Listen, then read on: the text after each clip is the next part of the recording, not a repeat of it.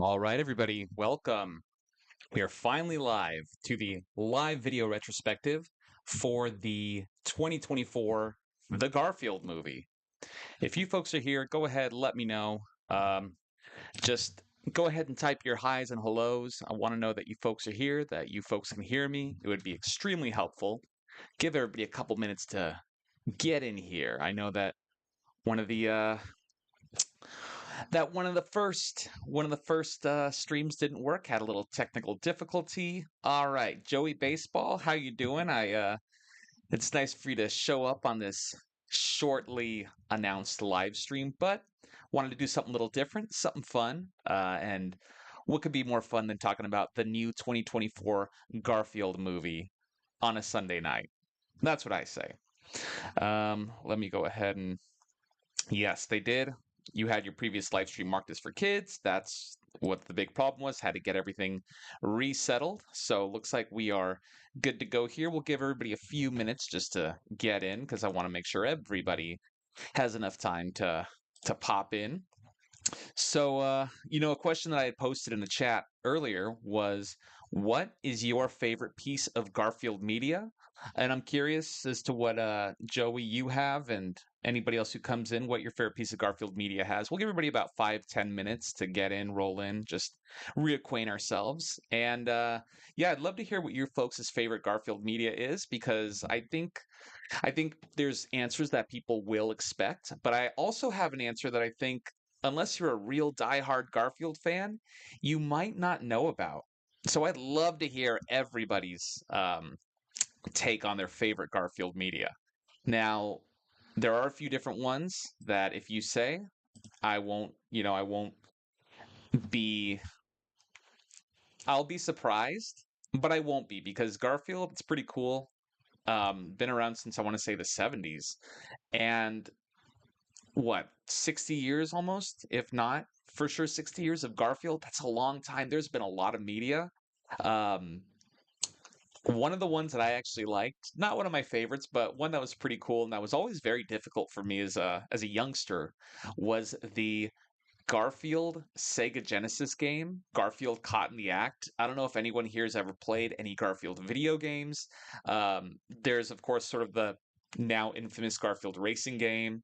There's that also sort of infamous Garfield um, unreleased, I want to say it's NES game where he can stand up and walk on all fours, and it's supposed to be extremely difficult.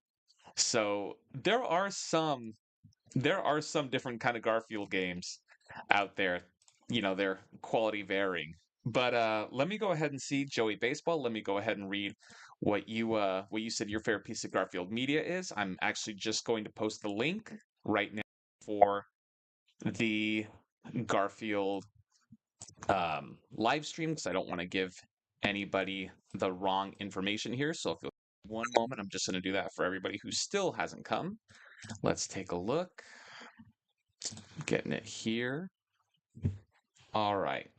My favorite Garfield media is easily the Garfield and Friends show and the classic specials. I like anything with the late, great Lorenzo Music voicing Garfield. You know what? I honestly cannot disagree with you. I love those Garfield specials. Do you have a favorite Garfield special, though? And it doesn't have to be a holiday special because that's actually kind of gonna be what my what one of my favorite Garfields is. So you let me know what your favorite is. But yeah, I love as far as the holiday specials go, those are fantastic. I actually did it. It was the second video I ever did for this channel. So if you haven't checked it out, definitely check it out after if you're so inclined for the Garfield. Um, Sorry, just getting one more thing, just posting a link, and then the full attention goes to this stream. Here we go. All right. All right, here we go. We are rolling. So we're going to we'll do about 10 more minutes of this, about just free talk, free Garfield talk. The Great Papyrus, hello. Welcome to the stream. We're just doing our favorite, and yep, the Great Papyrus. We're just doing our favorite Garfield pieces of media right now. And Joey Baseball was saying the Garfield and Friends show, which, I mean, that sort of has to be the de facto answer, right? Because I don't know if there's anything greater with Jim Davis's writing, Lorenzo music. Oh, I'm sorry, the name is escaping me of the gentleman who did the music numbers in those. He was great, especially in Garfield and Friends. I know I'm gonna, if somebody can just put it in the chat, I'd really appreciate that. Um, let's see here. My favorite Garfield special is probably Garfield Gets a Life. I love that one. Um, the Great Papyrus. OG Garfield was amazing. Lorenzo Music, rest in peace. Lou Rawls, Joey Baseball. Thank you. I love Lou Rawls when he does any of the music in Garfield, especially the ones he was doing in Here Comes Garfield. Man, though, and he has the woman he's singing with, Move Me to the Rhythm, da da da. You don't want to hear me sing, but that is a fantastic song. You can listen that first Garfield, Here Comes Garfield soundtrack really is just listenable on its own, which is pretty amazing and pretty impressive that something that came from Garfield is independently great. So I like that. And we have Garfield Friends is nostalgic. Great Papyrus, cannot disagree. Oh, Desiree Goyette was the female singer and the voice of Nermal. That's right. Yes, yes. Oh, they're so good together. But I'm gonna I'm gonna go on a limb, and I'm sure if you guys are real Garfield faithfuls, then I want to know if you are familiar with this one. One of my absolute favorite. Now, not the entire thing. I'm going to be more specific in a second. And for anyone joining us right now, we are talking about your favorite pieces of Garfield media. We're going to do it for about 10 more minutes, probably till about 4:25 before we get popping off with this live video retrospective on the 2024 Garfield movie. Um, oh, and actually, here we go. We have a little slide for this. See, here's a couple of the Garfields. This one on the right, Garfield and His Nine Lives, has one of my all-time favorite, absolute favorite Garfield pieces of media ever.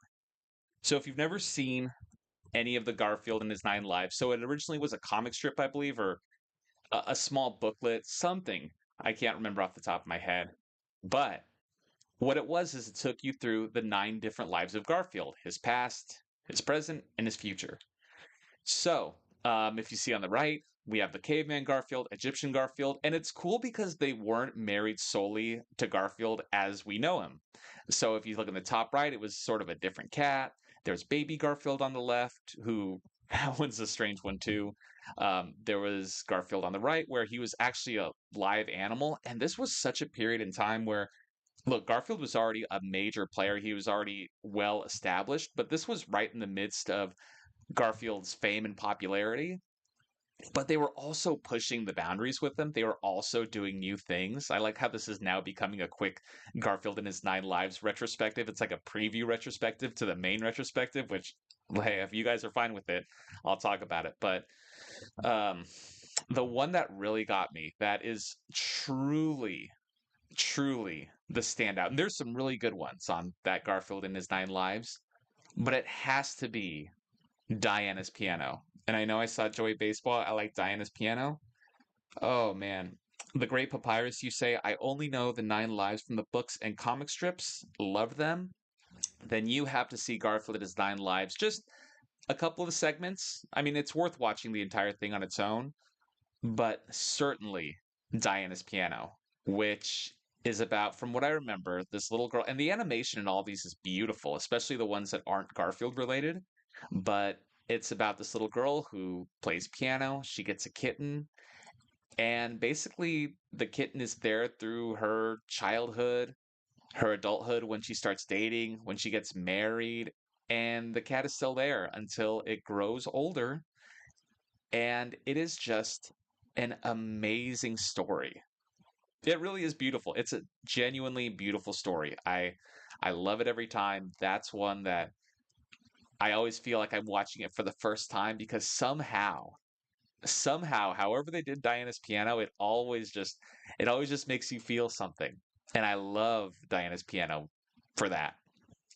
Let's go ahead and read a couple of these chats. Yeah, Great Papyrus, you need to. I'm going to recommend personally that you watch Garfield and His 9 Lives. Watch I would say if I just had to choose the fourth life, the sixth life, and the seventh life, Diana's piano. And I'm just going by the poster, how it's going left to right. So the fourth, sixth, and seventh, that would be my recommendation. Also, let's see here. Spoiler. Oh, I'm not going to give away that spoiler, Joey Baseball, but Great Papyrus says all the Garfield movies are amazing. The first two are nostalgic. Now, I'm wondering if you mean the live action movies or if you mean the animated movies. I didn't even know they had an animation for Nine Lives. Oh yeah, and it's good. It's good. Again, my favorite are the actually non-Garfield ones. I mean, they're still good. They're still prime animated Garfield, but my favorites are the not Garfields, just because they're so different, but they still keep the spirit in a way. My aunt absolutely loved Lou Rawls. He was her favorite singer. He was a great singer. I mean, he happened to do um, the Garfield movies. Oops. He happened to do the the TV shows or the series. But no, he was a fantastic popular singer in his own right. I'm a big Garfield fan. I've seen basically all of the music Garfield stuff at least 50 times. Yeah, I haven't seen every single piece of Garfield media. I've seen a lot of it, and it's never not good. I mean, you can't tell me that the old Garfield isn't. I mean, it's Emmy winners. Again, if you look my second video on this channel, it was about the Thanksgiving, Halloween, and Christmas special. I mean, those are just. It's sad that the passage of time has kind of made them not insignificant because of the quality, but because people just don't, one, take it seriously. They don't take Garfield seriously, and two, just time buries things. I mean, we still know the Peanut special, the Christmas special, because it's been on TV so long and people just know about it. But these specials are anything to sneeze at, too. I recommend them for any holiday or even non holidays. If you're just joining us, folks, we are talking about your favorite piece of Garfield media. We're going to be talking about it until 4:25, so the next 6 minutes. And then we're going to get into the live video retrospective for Garfield, the 2024 movie. And, folks, if you want to, I'm going to go ahead and ask this. I haven't done this before, but what I'm working on is I want to put um, more. I'm trying to think of the right word. I want to put more into the channel. So this year was really a good year, end of the year, because I was able to hire an editor, which took a lot of stress off of me and it gave me more time to write. And I'm already actually ahead on the next video. I know that we had some problems with the last unicorn today. We're going to be getting that fixed. So hopefully that'll be released early next year within January or February. But I'm already working on the next video. And so since I didn't get to release a video today, I really wanted to actually have something for everybody. And I was a little frustrated, so I thought it'd be fun to interact with everybody and do a movie because everybody waited 3 weeks, and if I don't have a and it was a long one. It was almost I think 35 minutes this last review for the last unicorn. So I wanted to do something with you folks and have a live retrospective. And if you'd seen the movie, then I want you guys to chime in during it. And if not, then hey, I'll keep going. But I was going to say, if you'd like to donate anything, it would go a really long way. I am paying for an editor, which is great, super helpful. I do want to get like a mic cover so the audio quality is better. And eventually, I would like to get. Um, I have a perfectly working mic, but I would like to get new equipment so I can I want to reinvest in the channel. And if you don't, if you don't have the funds or you're not feeling it, totally understand. I'm honestly just happy to be here with you folks. So I appreciate it. I appreciate you all. Let's go ahead and read a few more of these chats right now. Let's see here. Joey Baseball, Lorenzo Music actually had a very prolific Hollywood career outside of Garfield. He co-created the Bob Newhart Show, and he wrote for the Mary Tyler Moore Show and Rhoda.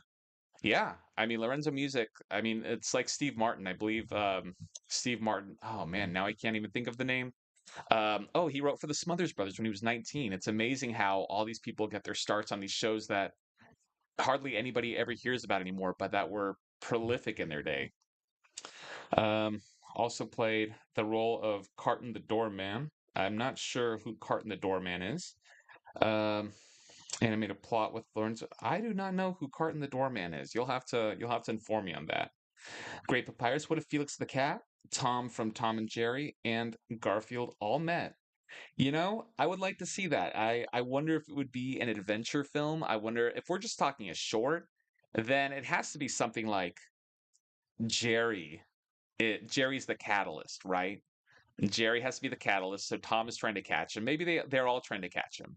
Maybe that could be it. And I don't know. I think that'd be pretty cool. I think that'd be pretty interesting. Like maybe Tom is trying to catch him.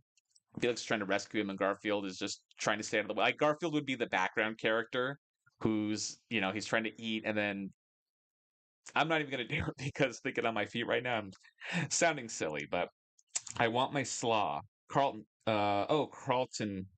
Carlton the doorman was in Rhoda. Okay, thank you. So I haven't seen Rhoda in a long time, if in many, many, many years, and definitely not even that many. So many times I saw it. So I will attest that's not my if you've ever seen Rhoda, Joey Baseball, the spin-off Mary Tyler Moore, that's where Carlton is from, and they made an animated spin-off. Oh, okay, okay.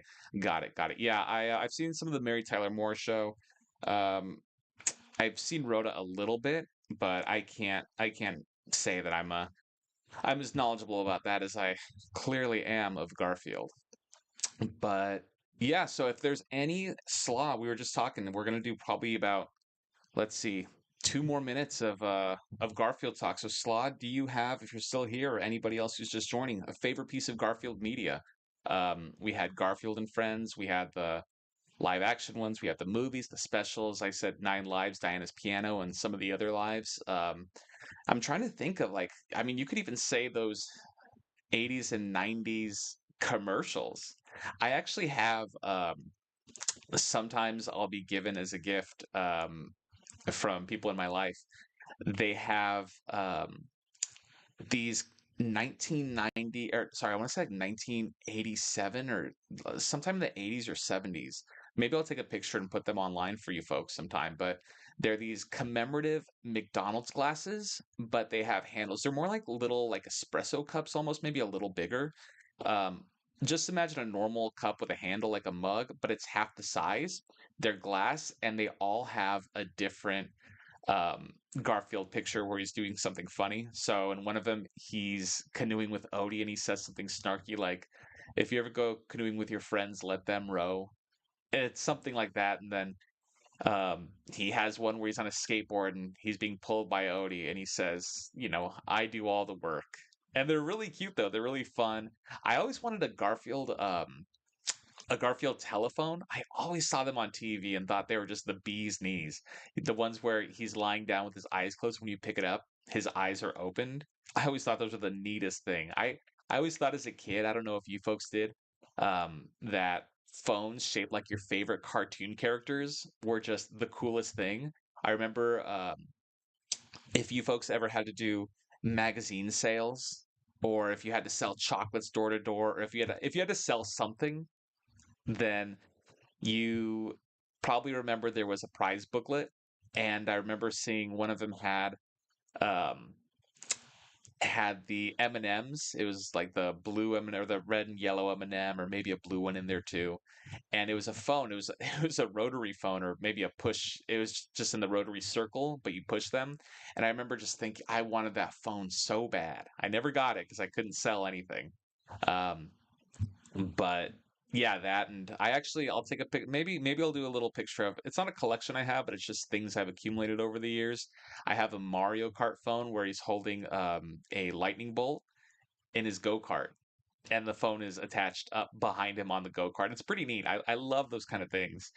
Um, let's take a look here. So, let's go. Great Papyrus probably would be Garfield would be too lazy to catch him. Felix is doing something with the yellow bag of Jerry, and Tom is being Tom. You know what? It would be Tom is chasing Jerry.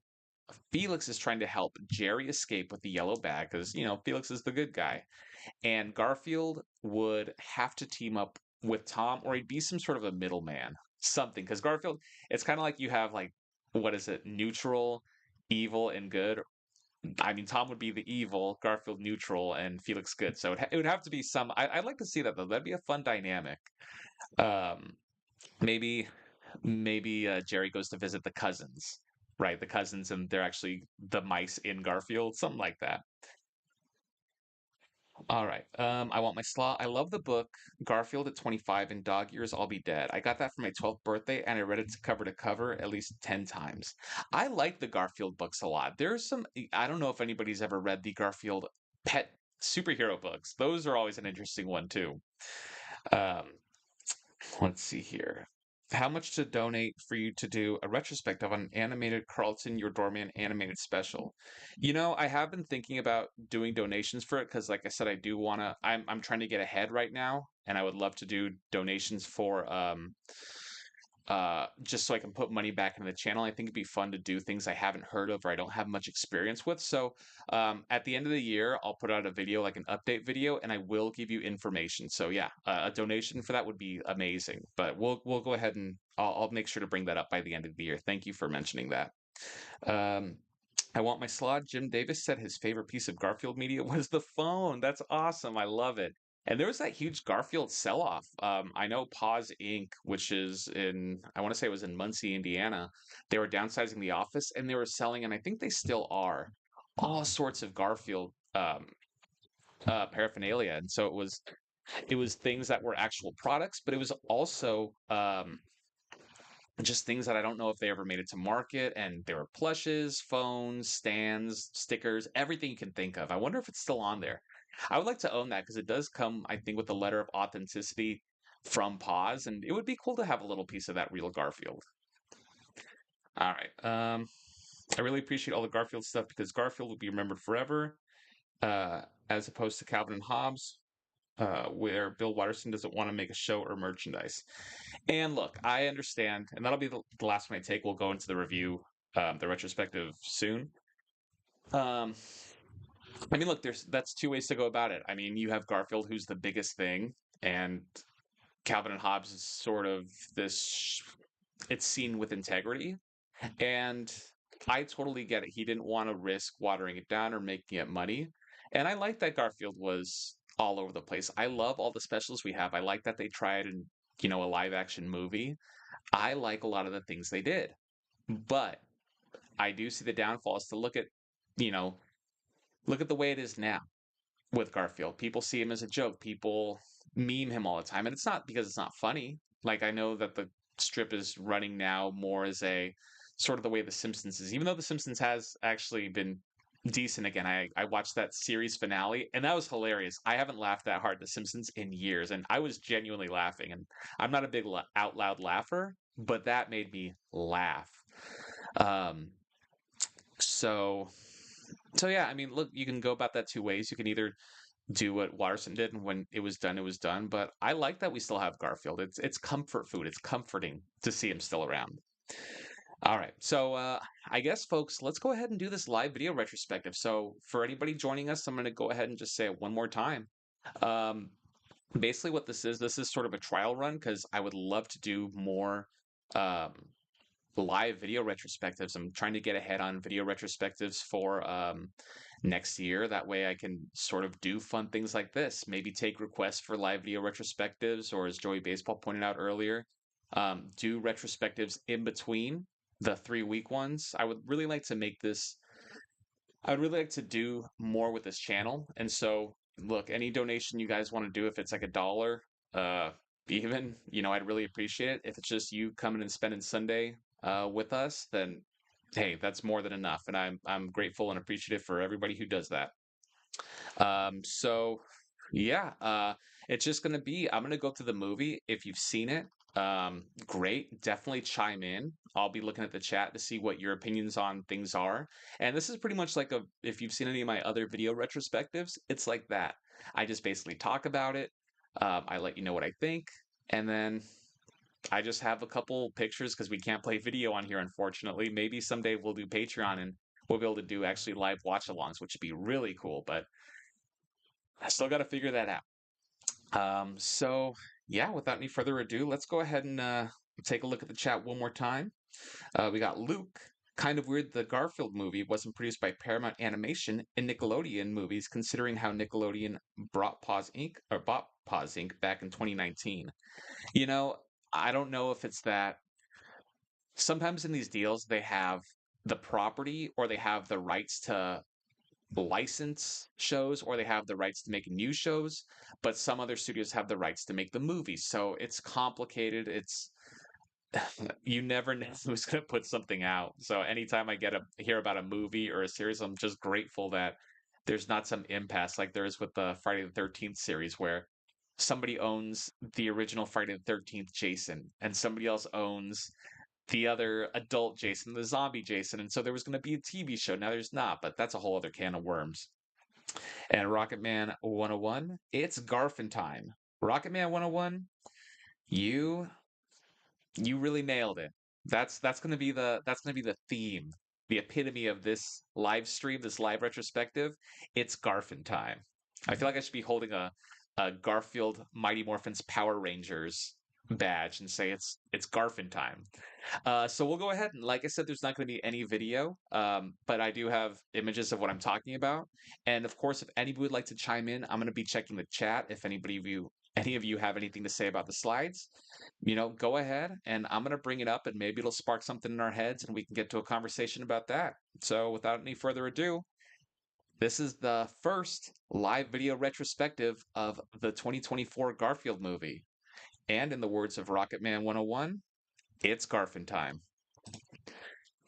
So we begin the movie by Garfield ordering from an app, which is cute. Like it is funny to see how much Garfield has changed over the years. Um, I remember there was one strip in particular that I love, and it was I think one of the ones in the 70s, maybe the 80s at the latest, where Garfield is saying, John just got Odie. Sorry, got to take a breath too. I didn't realize I've been talking for almost 40 minutes straight.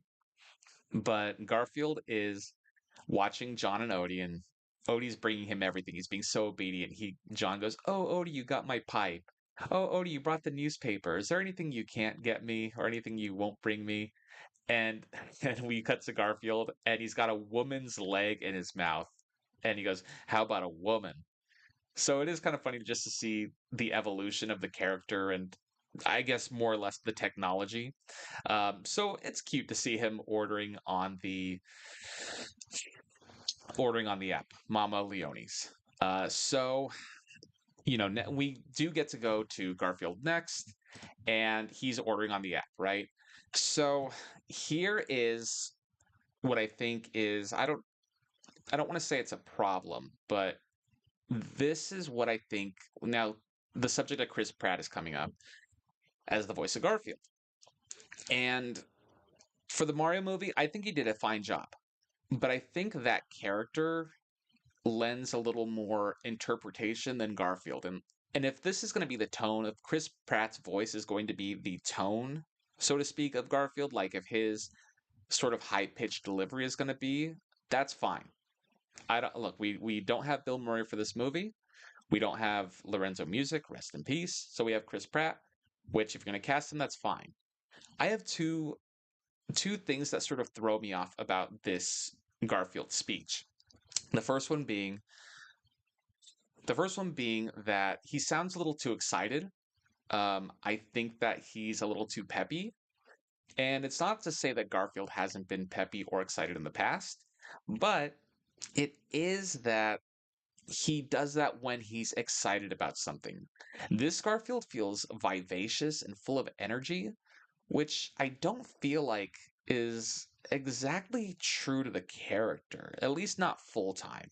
So, him being all animated and all happy go lucky, and at least in the tone of his voice, that's a little bit off from what I see the character as.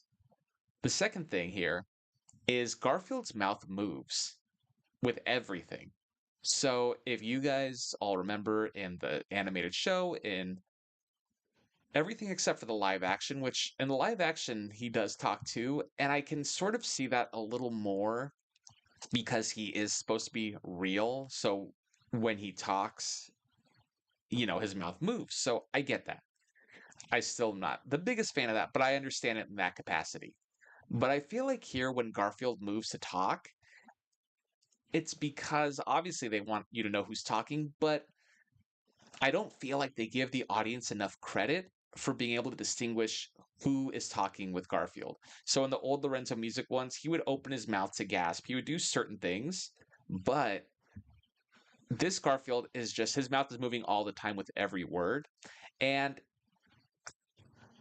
I'm not going to say it bothers me, but it sort of lessens the effect of the character because part of it was Garfield's stale demeanor, just being unimpressed at everything, his voice always monotone. So if he was excited or if he was scared or if he was concerned or if he was miserable because of a Monday, then you would know it. But this Garfield, he's just always excited. He's always talking. He's always, that's one of the things too. He's always talking in this movie, which I get. It's a Garfield movie. But as I'll kind of point out later, I think that kind of takes away from the character that he's always the center of attention. He's a Garfield to me seems like a very reactive character, especially in the comics. Like, of course, if he's alone, he'll talk, but when he's watching John, he's always chiming in with a quip. He's not saying the quip. He's not, the instigator in most cases. So I feel like it's sort of it's sort of not authentic to the character to be the catalyst for everything. But hey, that's just with the speech. And I know it's the first minute, but that was the first thing to catch me when he's talking to the camera. So let's go ahead and take a look what you folks say. Rocketman 101. I thought Pratt did a decent job, but he should have been voiced by H. John Benjamin of Bob's Burgers fame. Oh, that would have been a great one. I would have loved to have seen John Benjamin as Bob. He has the perfect voice for it. Or sorry, as Garfield. He has the perfect voice for it. That is a great call, Rocketman 101. Look at that. Came in hot with It's Garfin time. A great recommendation for John Benjamin as Garfield. All right, you're 2 for 2. I like that. I want my slaw. I don't like Chris Pratt's voice for Garfield. But to me, I have to accept this Garfield for what it is. This is a reboot and not the same Garfield I grew up with. And look, there's not many times you get a voice actor voicing the most famous cartoon character of all time, the most famous comic strip character, and it's not met with I mean, I don't even want to say backlash, but it's hard because what are you supposed to do? You want the character to sound similar, but you kind of also want to do something new. Chris Pratt at the time was the biggest star in the world, so this seemed like a natural fit. And look, hey, the movie made a lot of money, so who's to say it wasn't the right call? But I agree that even if it's not the voice, I don't even care about the voice. It's just the tone. And by the tone I mean the feel of Garfield. It's not what the character seems to me would be acting like all the time, unless he's very excited. But again, that's just me.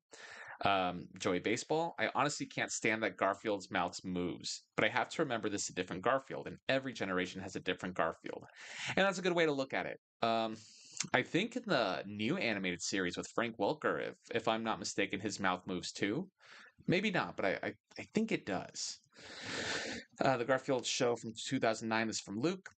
Actually did the same thing with Garfield talking with his mouth instead of his thoughts. Yes, thank you, Luke. So I am right. He does the same thing. So maybe it is just a generational thing. But I don't know. I was always able to tell who was Garfield and who was not. So I don't know why they feel the need to animate Garfield's mouth. And I know that's so silly. But another thing, and I had mentioned it actually in my trailer video, my trailer examination video, I don't understand the thing they did with Garfield's eyes. So if you see his eyelids, I know they're eyelids but I feel like there should be fur. Maybe it's because they want people to see a delineation so when he raises an eyebrow like here, but it just still looks odd to me. And to be fair, it is pretty faithful because in the comic strips, you can see the circle of his eyes. They do cut into his head, but it still just looks a little weird to me. I don't know. It's just a little odd. All right. So let's take a look here. Oh yeah, okay. So we then next get to uh, baby Garfield. So in this scene, we have who we find out later to be Vic, Garfield's dad. He says, "Wait right here, I'll be right back." And he's a big hulking thing of a cat, and he runs away. And look, whatever you feel about this movie, you can't say that baby Garfield isn't adorable. This was also sort of a trend at the time. Like if you saw Scoob with a young Scooby-Doo, which I would actually like to see a full Scoob movie, but I don't mean the actual movie itself, but I would like to see like a young Scooby-Doo, and I know they've done that a couple times with the live action people. Like they had a Daphne and Velma movie, they've had a couple young Scooby Gang movies. But I would like a pup named Scooby-Doo where maybe they're that age or a little like you could do something like Stranger Things with Scooby-Doo. They can all be young kids. I think that'd be pretty cool. But anyway, this young Garfield, baby Garfield, he's adorable. You can't not love this baby Garfield. He looks like one of those new, if you've seen the TY Beanie Babies, of course they have the original Beanie Babies, but the new ones you see in the impulse aisle at Walgreens or any sort of store, they're just the little bodies with the giant heads because they have to hold their giant eyes. This would be perfect on one of those toys or one of those racks. He's adorable. You can't not like him. But so he's scared. It starts to rain, and we next see John at an Italian restaurant, and John looks good. Um, I don't know how you folks feel about 3D animation, the characters, but I feel like they all look very weird. Like they all have the exact same look, and I feel like this is at least a little bit different. It does work pretty faithfully to the style of the Garfield comic. So I like this. It looks good, and I think the animation is actually really great. I think if anything, the simplistic style holds it back because if there's one thing this movie does amazingly, it's the colors. Like look at these reds. Like the pepperonis are such a juicy red. The candle's really red, and we're gonna get to it more when we get into the movie. But everything is just so alive with color. Like they really are great at setting the mood with color. So if there's one thing I like about the movie, it's got to be that. Okay, we'll see. I want my slot. Oh, so Joey Baseball, the eyes were just a stylistic choice. Yeah, possibly, and it's just a preference for me. It just looks a little odd. I wonder how it would have looked. Probably odd, still the same way, especially with a character with giant eyes like this. Um, I want my slaw. The universe's Garfield origin story is quite cute, but I love the backstory with his mom and Garfield on the town from 1983, which is 41 years ago. Oh wow, that is quite a time ago. Yeah, so this we'll go ahead and get more to this, but yeah, I love the origin story. It's for those of you who aren't familiar, it's Garfield gets lost and he meets his mom, and he was raised, we find out, in an Italian restaurant, and I love young Garfield because he's fluffier and he just has the biggest eyelashes, and so it's pretty funny. Um, but this is an equally great one. I actually really like this one too. So we have John here, and yeah, and John is really lonely at this restaurant, right? And so he invites Garfield in, and once Garfield has a taste of pasta, this is actually a really great part of the movie. This is probably one of the better parts at the beginning of the movie because we're seeing Garfield here, and this is probably my favorite visual gag of the movie. So a waiter comes, so Garfield eats the whole pizza. He slaws it up. You've probably seen the trailer. And John is looking. He's hiding Garfield behind the menu because you're not supposed to have a cat in the restaurant. And the waiter comes up and he asks if you'd like anything else. And so first Garfield points to lasagna. It says lasagna and up top in this menu, and John says, "Oh, I'll have lasagna." And the waiter asks, "Oh, what size? Single?"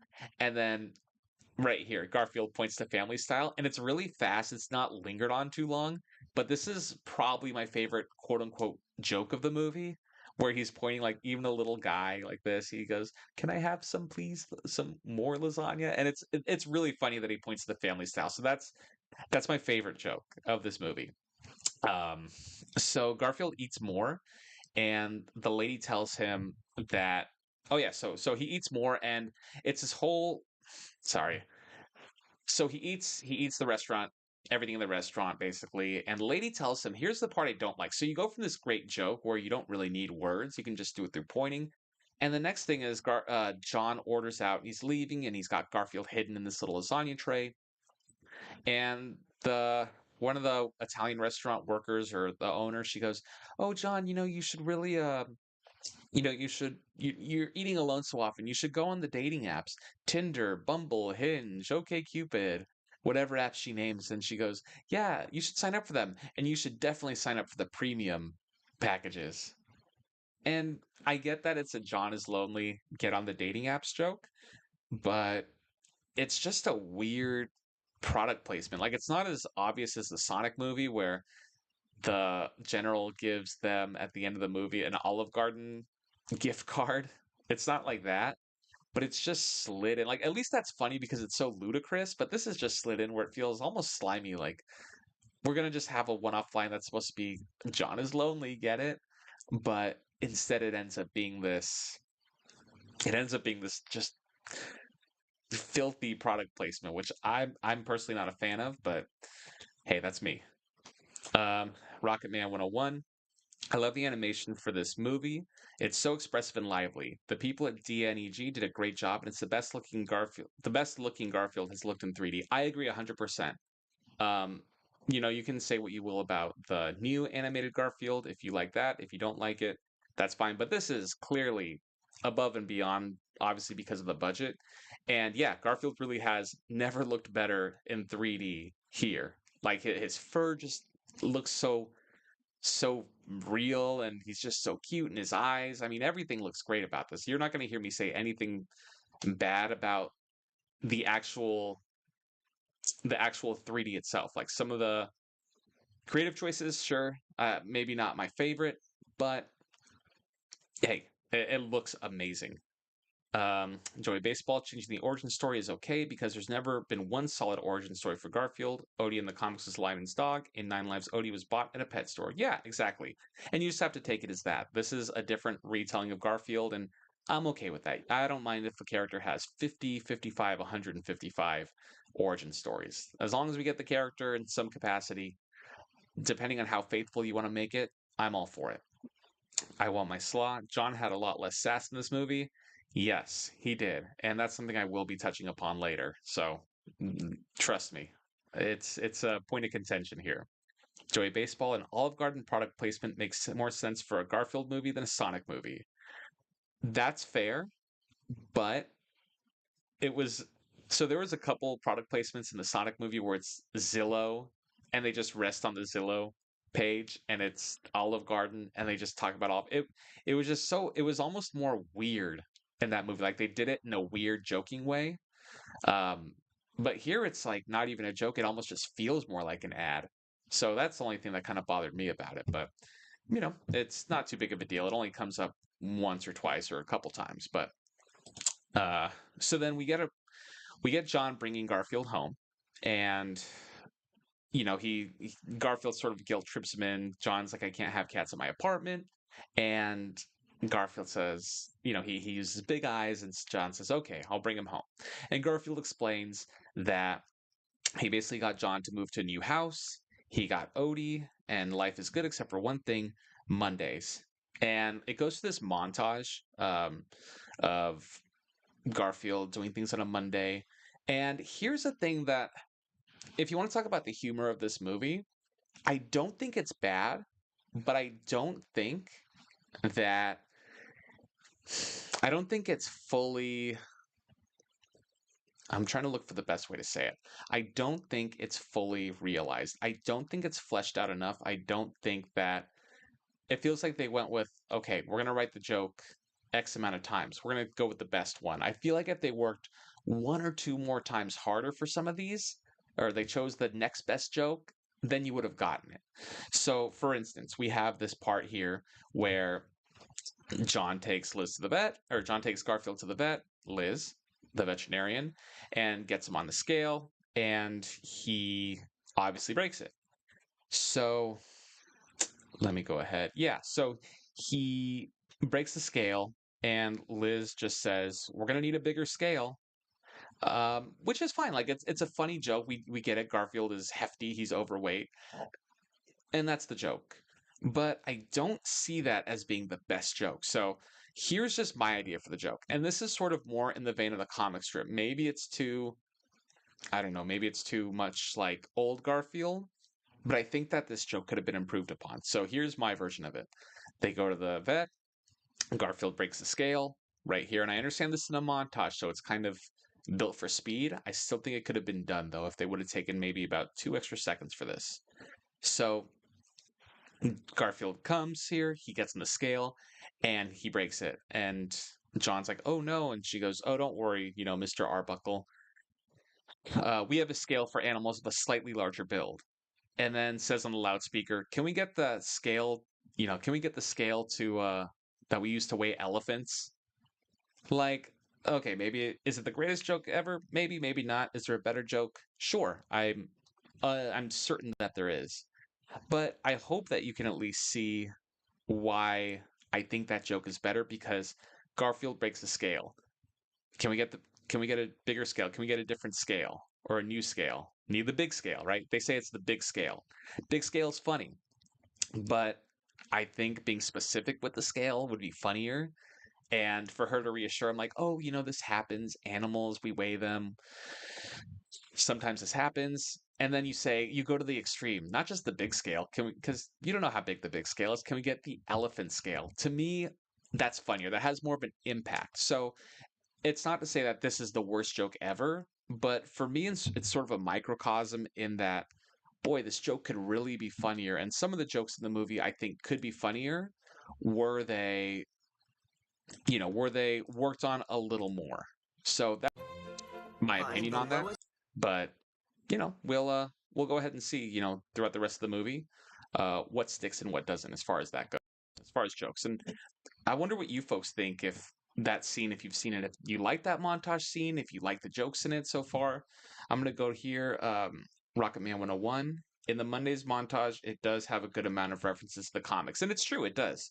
It has certain things in there, and there's a scene where Garfield is hating getting a bath, and that's funny. It's funny enough. Like, it's not that it's not a good scene, but it feels like it's shoehorned in. Like, Garfield hates Mondays. We have to establish that at the beginning. We have to have it feels more like it's obligatory. Like, this is the fan service that people are waiting for. So I do appreciate that they did have the Monday scene in there.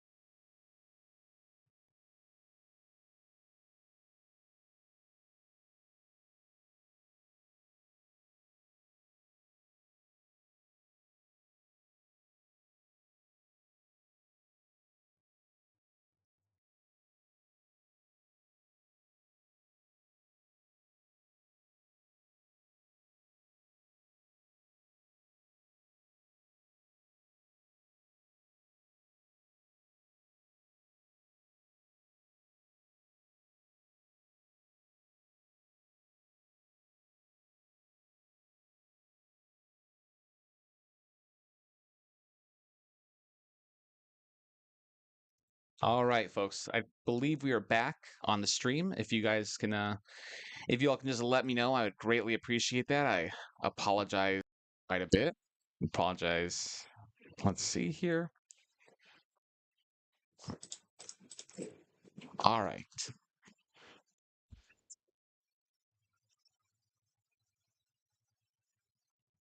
Okay. So I believe we're back right now.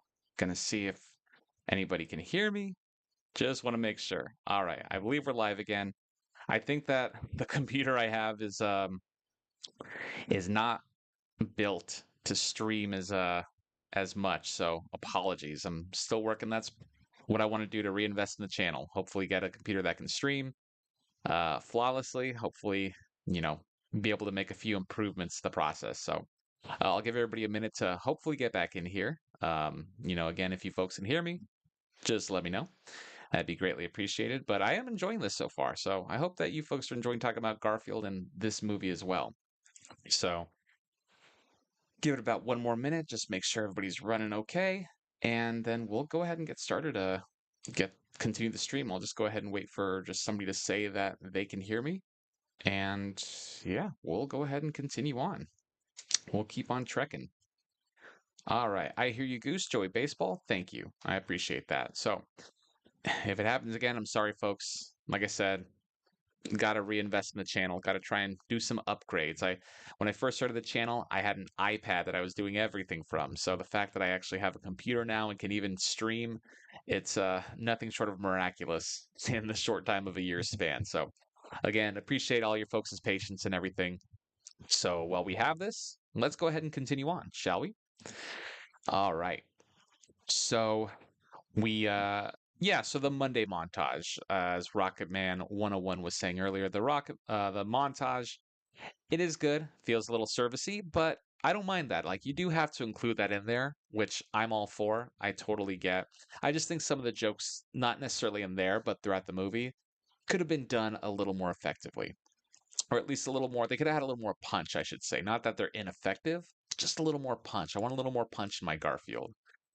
Um, let's go ahead and see here. Sorry about that. I'm still, like I said, working out the kinks with this first live retrospective. I am having a really good time. It is fun getting your folks' input on here. And the one other thing I would like to see, though, in here is we sort of see Garfield as a baby. He becomes sort of, as he says, John's owner, which, again, it's funny, it's good, it's true to the story, but it doesn't really show how. We just see Garfield sort of sitting unimpressed with everything, and John just is there to serve him, which again makes sense, but I think I would have liked to have seen why John does this. So maybe it's that in the comics he's a pushover, like he'll never say no to Garfield, essentially. And so maybe we see Garfield, he tips over a vase and John's like, "No, Garfield," and Garfield scratches the rug or the couch or he does something and John's like, "No, come on, don't do that again. Don't do that again." And then he says, "All right, Garfield, I'm not going to, I'm not going to give you a treat or I'm not going to give you this lasagna." And then Garfield uses those big eyes where he does something where John just can't say no to him. And then it just wears him down over the years and he keeps trying to be sturgeon with Garfield, but it just never works. So that's what I'm saying. Like, it's not that they're taking the characters in the wrong direction. It's just that I feel like sometimes they could just a little more in these cases, I think would go a long way. And I just want to take one more second just to make sure that everybody can hear me. Just checking because I know that we lost the stream. So I understand some people got out because, hey, you know, who knows if the stream would be back up. But I want to just say, in fact, we are. So I'll go ahead and keep going. We have next, after the Monday montage, as we're calling it.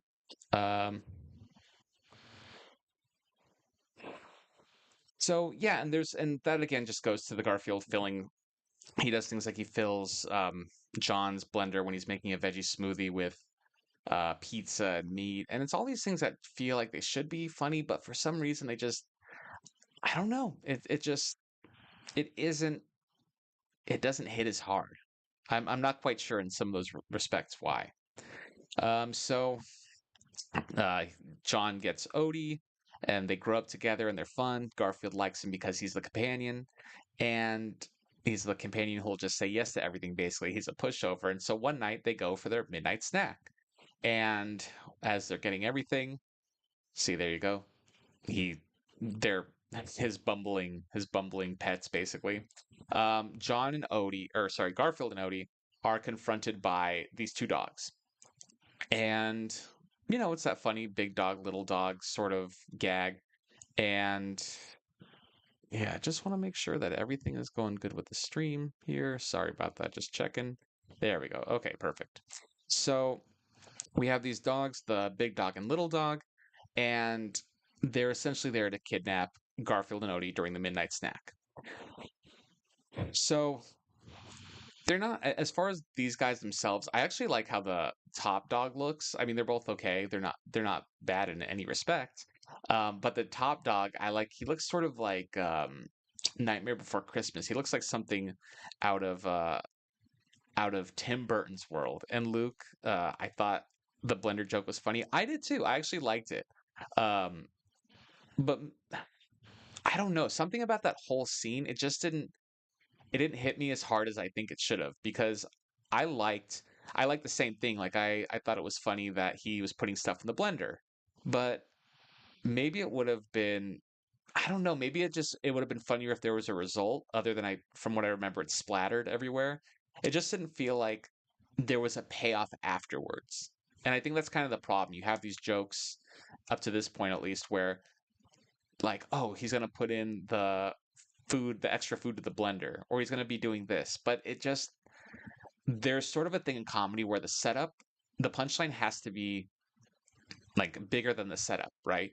So if you have a setup that's, let's just say, 10 words long, then you have to have a really funny punchline because that's sort of a long setup for a joke, saying 10 words or however many it is. And I feel like that's what this is. Like you have a joke that's funny with him putting stuff in the blender and it's not long, it's a good visual gag, it's good, but the payoff just doesn't seem to be there. It's all these good setups, but just not big enough payoff for what I think anyway. Joey Baseball, it was weird seeing Garfield and Odie getting along, but I also sort of liked it. And yeah, and that's one of the good things about having, like you said, every generation has its own Garfield. So I did enjoy that. And it was okay. I mean, I don't remember if I saw him even kick him off the table once, which isn't a problem at all. Maybe he did that one time in that montage, but it wasn't a problem for me.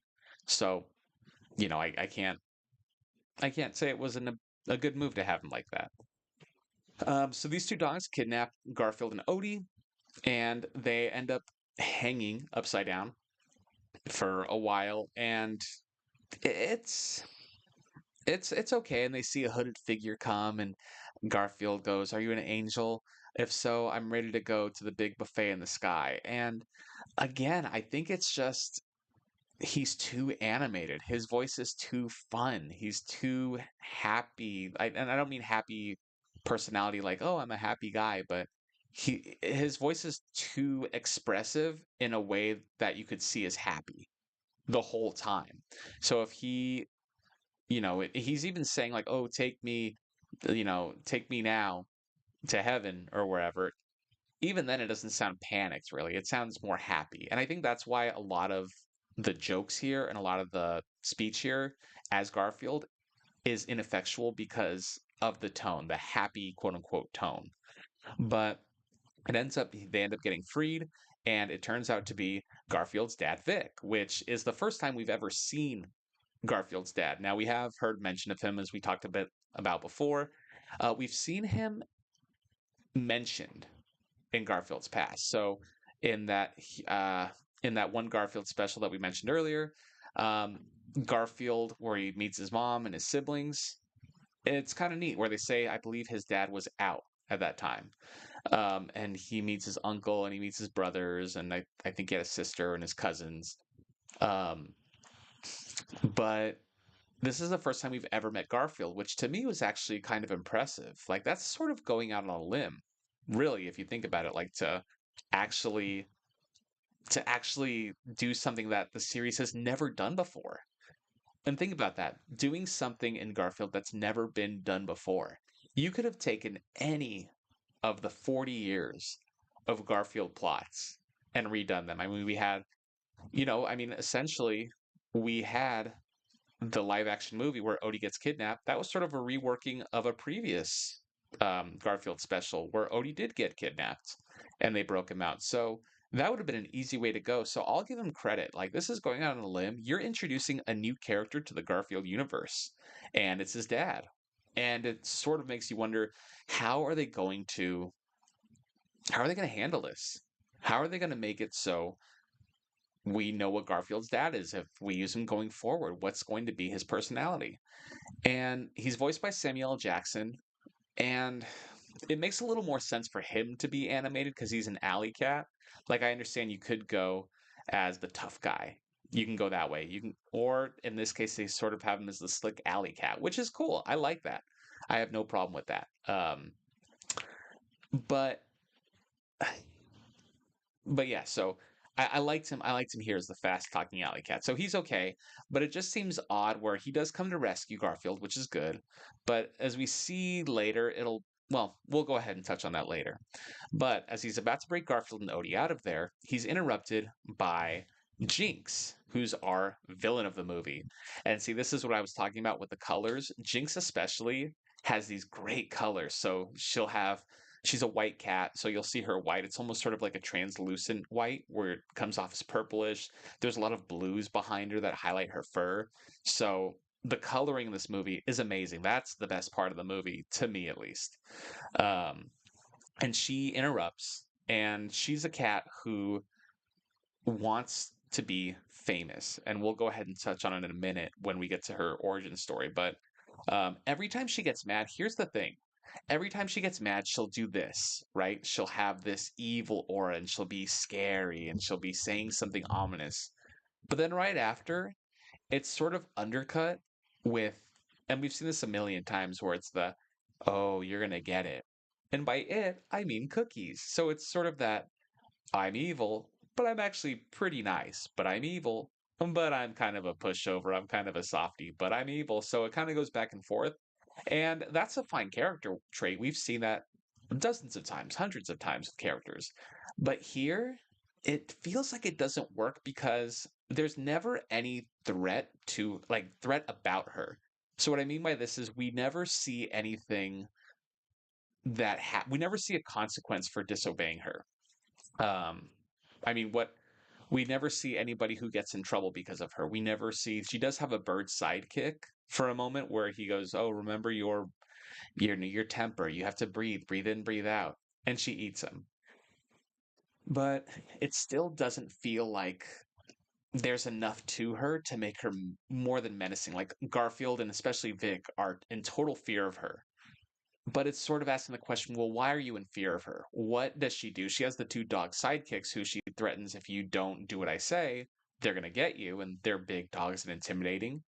But they don't even feel that intimidating.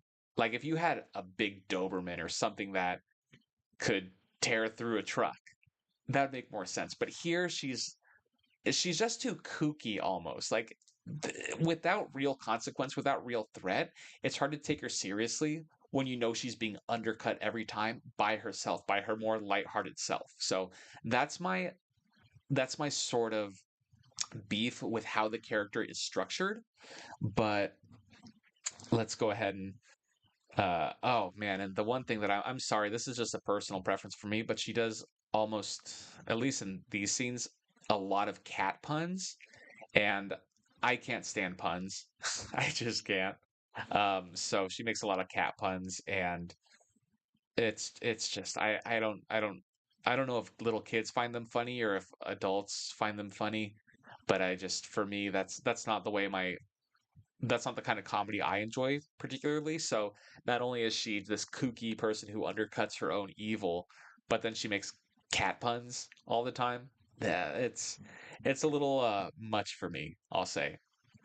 But she does see, and this is her with the two dogs, and she does end up giving her backstory where she came to America to be America's next top feline. It didn't work out, so she ended up turning to the streets.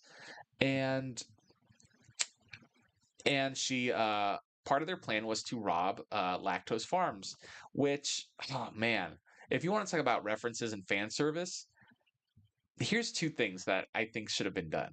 And I'll save the second one for later. But the first thing, Lactose Farms, how and I get we're gonna see the bull later on these two in the picture, but how do you not have US Acres somewhere in there?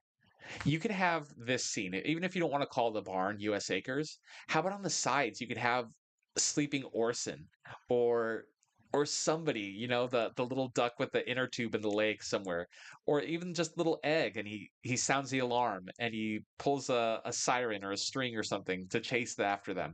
Like that would be a cool little bit of fan service. It's not necessary, but I mean, look, you have this area to farm. Why not? And we'll go ahead and take a look at what the chat says. Joey Baseball, someone said John Benjamin could have done a good Garfield, but I think Nick Offerman from Parks and Rec could have been a good choice if they needed a celebrity to do the voice. I think that would have been a great one too. You folks are coming up with some really good casting today. Rocket Man 101. Roland, the big dog, bears a striking resemblance to the gorilla from Cats Don't Dance, another film directed by Mark Dindal. Yeah, he does actually. He does. That's a good point. He's that big kind of bruiser type. Um, yeah, that's a great point. That's a great point to both of those actually. Everybody's making such good salient points. Jeez, I feel like I should do my homework a little more. Um, but anyway, so she ends up getting caught and taken to the pound for a little over 4 years. Um, and she met the dogs, and now she's going to get out, and she wants her revenge on Vic. So she wants the milk that she lost out on with interest. So it ends up being over 1,000 quarts of milk. And and yeah, so this is the plot we have. See, that's her, and we have the beautiful lighting, the two purples, and her white skin that's almost bluish, and it's fine. I mean, they're decent henchmen. She is an okay villain. It's just things don't feel like, again, it's sort of with the jokes. Everything feels like this is going to be good, but it could have just been worked out on a little bit longer. So we next come outside. I love that picture. Garfield. Vic tries to explain to Garfield that he's not such a bad dad after all, even though he's abandoned Garfield for 4 or 5 years. Um, and this is just something that happens in kids' movies where you don't have to do this, but it's that plot where he's about to tell them and he goes, "Oh, no, you don't.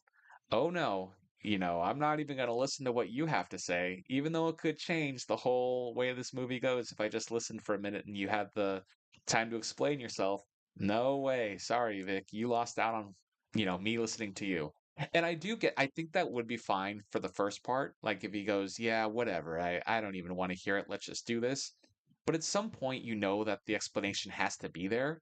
And I would like to hear it. I would really like to hear the explanation, and then he can make a judgment based off of that. So at least it's in his head during the movie, even if he doesn't believe him right away. So, or you know what? Even do it in the way where he does believe him. I would like to see a movie where he goes, "All right, what is it, Vic? What do you have to tell me?" Vic tells him about why he's not such a bad dad, and Garfield goes, "You know what? Maybe you're right. And let's go ahead and do this heist. We'll steal the milk." And then something happens where, you know, Jinx says, "Garfield, leave your dad behind and you can go back to your old life." And Garfield is overcome with the moment of weakness and he does, and then he has to rescue his dad. So something like that. At least it's not the most original, but at least give it sort of a different spin than just the "I'm not listening to you. I'm gonna definitely find out later though." Hey, personal preference here, but Luke, um, I know, right? So weird they didn't put Orson Pig and Roy Rooster in the movie. I mean, even just for that cameo, it could be the one scene. That's what I would like, but I guess they're just not long for this world. And Rocket Man 101, love design and expressions. Oh yeah, I mean, look at this. Like Vic looks great. Like I like how he's a big fluffy cat. Like and the hair looks amazing. So there's a lot to like about this movie, like visually. And even if I don't always agree with a lot of the things about Garfield in particular, um, yeah, I like him. I think he looks like you guys said. This is the best 3D Garfield has looked. Um, so yeah, so they have to go out to the farm. They have to go out to the same farm, and Garfield asks how they are supposed to get there. And Vic asks, this is one of my other favorite jokes. He goes, "You ever jumped a train?" And Garfield goes, "I've never jumped." Great joke. Like I love that joke. That's totally in line with Garfield. So that's a great one. And the way they do it is they're supposed to hop on the train, and this is sort of the inconsistency that I don't always like in a movie. And this is sort of something that happens in this Garfield movie in particular. So Garfield gets hurt a lot in this movie, which I'm not opposed to. If you saw the Mario Brothers movie, Mario gets hurt a lot. And it is really funny because it actually felt deserved. Like he was trying to run through the obstacle course, he got hurt. He gets punched like I've never seen. I was surprised at the Mario movie how much Mario got beat up. Like he got pummeled. And I'm like, wow, Nintendo would let their flagship character get so hurt. So I respected that a lot. But here it feels like Garfield is being abused just because almost like, well, you can't take Garfield seriously. Like he's sort of a joke now. So we're just going to abuse the heck out of him. And in this scene, they're going to hop a train. So they're going to hop a train. So Vic, Odie, and Garfield are standing beside it as it's moving. And they end up putting Garfield on a branch to launch him into the train. But they never say why, right? They never say why. They just say, like, if they said that Garfield was too heavy and he tried to jump, like, it would be kind of funny if it's like, "All right, can you jump on a train?" And he goes, "I've never jumped." He goes, "Well, come on, try it, jump." And then Garfield's like, he says, I am trying to jump. And he's just standing still. Like, that'd be kind of funny. And then it would explain why, okay, well, Garfield's too heavy to jump. So we have to put him on this branch. But that isn't established. Like, we see Garfield, I believe at this point, at some point in the movie, we see him jump. So it's kind of like, well, do we need him on the branch? Because right after, and he goes, he hits a bunch of different things and he ends up right here on the screen. He ends up as like the little windshield sticky. He hits a Garfield balloon, which I like. That was a good reference. But he then ends up landing on the train, but then Vic and Odie jump on after. So if Vic wants to get close to his son again, I know he's giving him tough love, but then at the same time, why is he why is he doing that? Like, why is he sort of being mean to Garfield or abusive to him in that way when he doesn't need to? So it's just sort of an inconsistency that I see throughout where Garfield is just abused by people who are supposed to be helping him, kind of for no reason other than it's funny to watch Garfield get hurt. Which I'm not trying to like stick up like Garfield can never get hurt, but I want it to be at least consistent within the story. Joey Baseball, they may not have. Oh, sorry. Let's go first. Rocket Man 101. They may sorry, like maybe the sequel will be about them looking for Garfield's mom. I wouldn't mind that. I wouldn't mind seeing a family reunion story, but I feel like they already kind of went on the quest and especially a parental quest, so I don't know if that would be the first thing they would go for, but I'd be all for it. Joey Baseball, they may not have the rights to U.S. Acres. That's true. That's definitely a possibility. I'd be surprised if, well, I guess whatever network had it at the time, if it was CBS or NBC. But if they really wanted to keep, maybe they said that U.S. Acres was going to be their intellectual property since they couldn't own Garfield. Um, and the people who animated the movie may not know about U.S. Acres, but I'd imagine if you're an animator, you would know the animation. Yeah, and if you're writing the movie, if assuming you do a lot of research, it'd be kind of cool to, throw in a bone for the Garfield fans. But hey, what are you gonna do? I gotta stop saying what are you gonna do? What am I gonna do? I'm not gonna say what am I gonna do anymore. Or that it's personal preference. I'm just thinking out loud now, but um, there is also a cool little scene, speaking of fan service, where John is sitting at the table. And this is something I haven't mentioned because it sort of just happens and it's not really relevant to the plot at all. John is looking for the pets and he's on hold. And that's sort of the reason he's not in the movie. It says something like, oh, please stay on hold. Please press two. And he presses two and it says, oh, that doesn't do anything, which I think that's more of a funny idea on paper than it was in execution because like John is a major part of Garfield's life. And I like John. And in this movie, like we see him be sweet and kind of a wimp, but I would like to have seen more of him. Somebody mentioned earlier that John isn't, done the same way in the movie as here, and that's fine, but he's not really in the movie at all. And I kind of would like to have seen, I think the movie would have benefited a little more if he was in the movie. But anyway, the cameo is that John is at the breakfast table and he's eating a bowl of cereal that's Binky-O's. And if you know Binky, it's from the Garfield and Friends show. He's the clown that Garfield sometimes likes and sometimes hates. So that's pretty funny. I like the reference of Binky showing up. It's also, folks, it's 5:20, so I hope you don't mind. Probably going to go into a little bit of extra innings there um, with this review. But hey, if you're all for it, I am too. So I'm going to continue on, and I hope you stick around.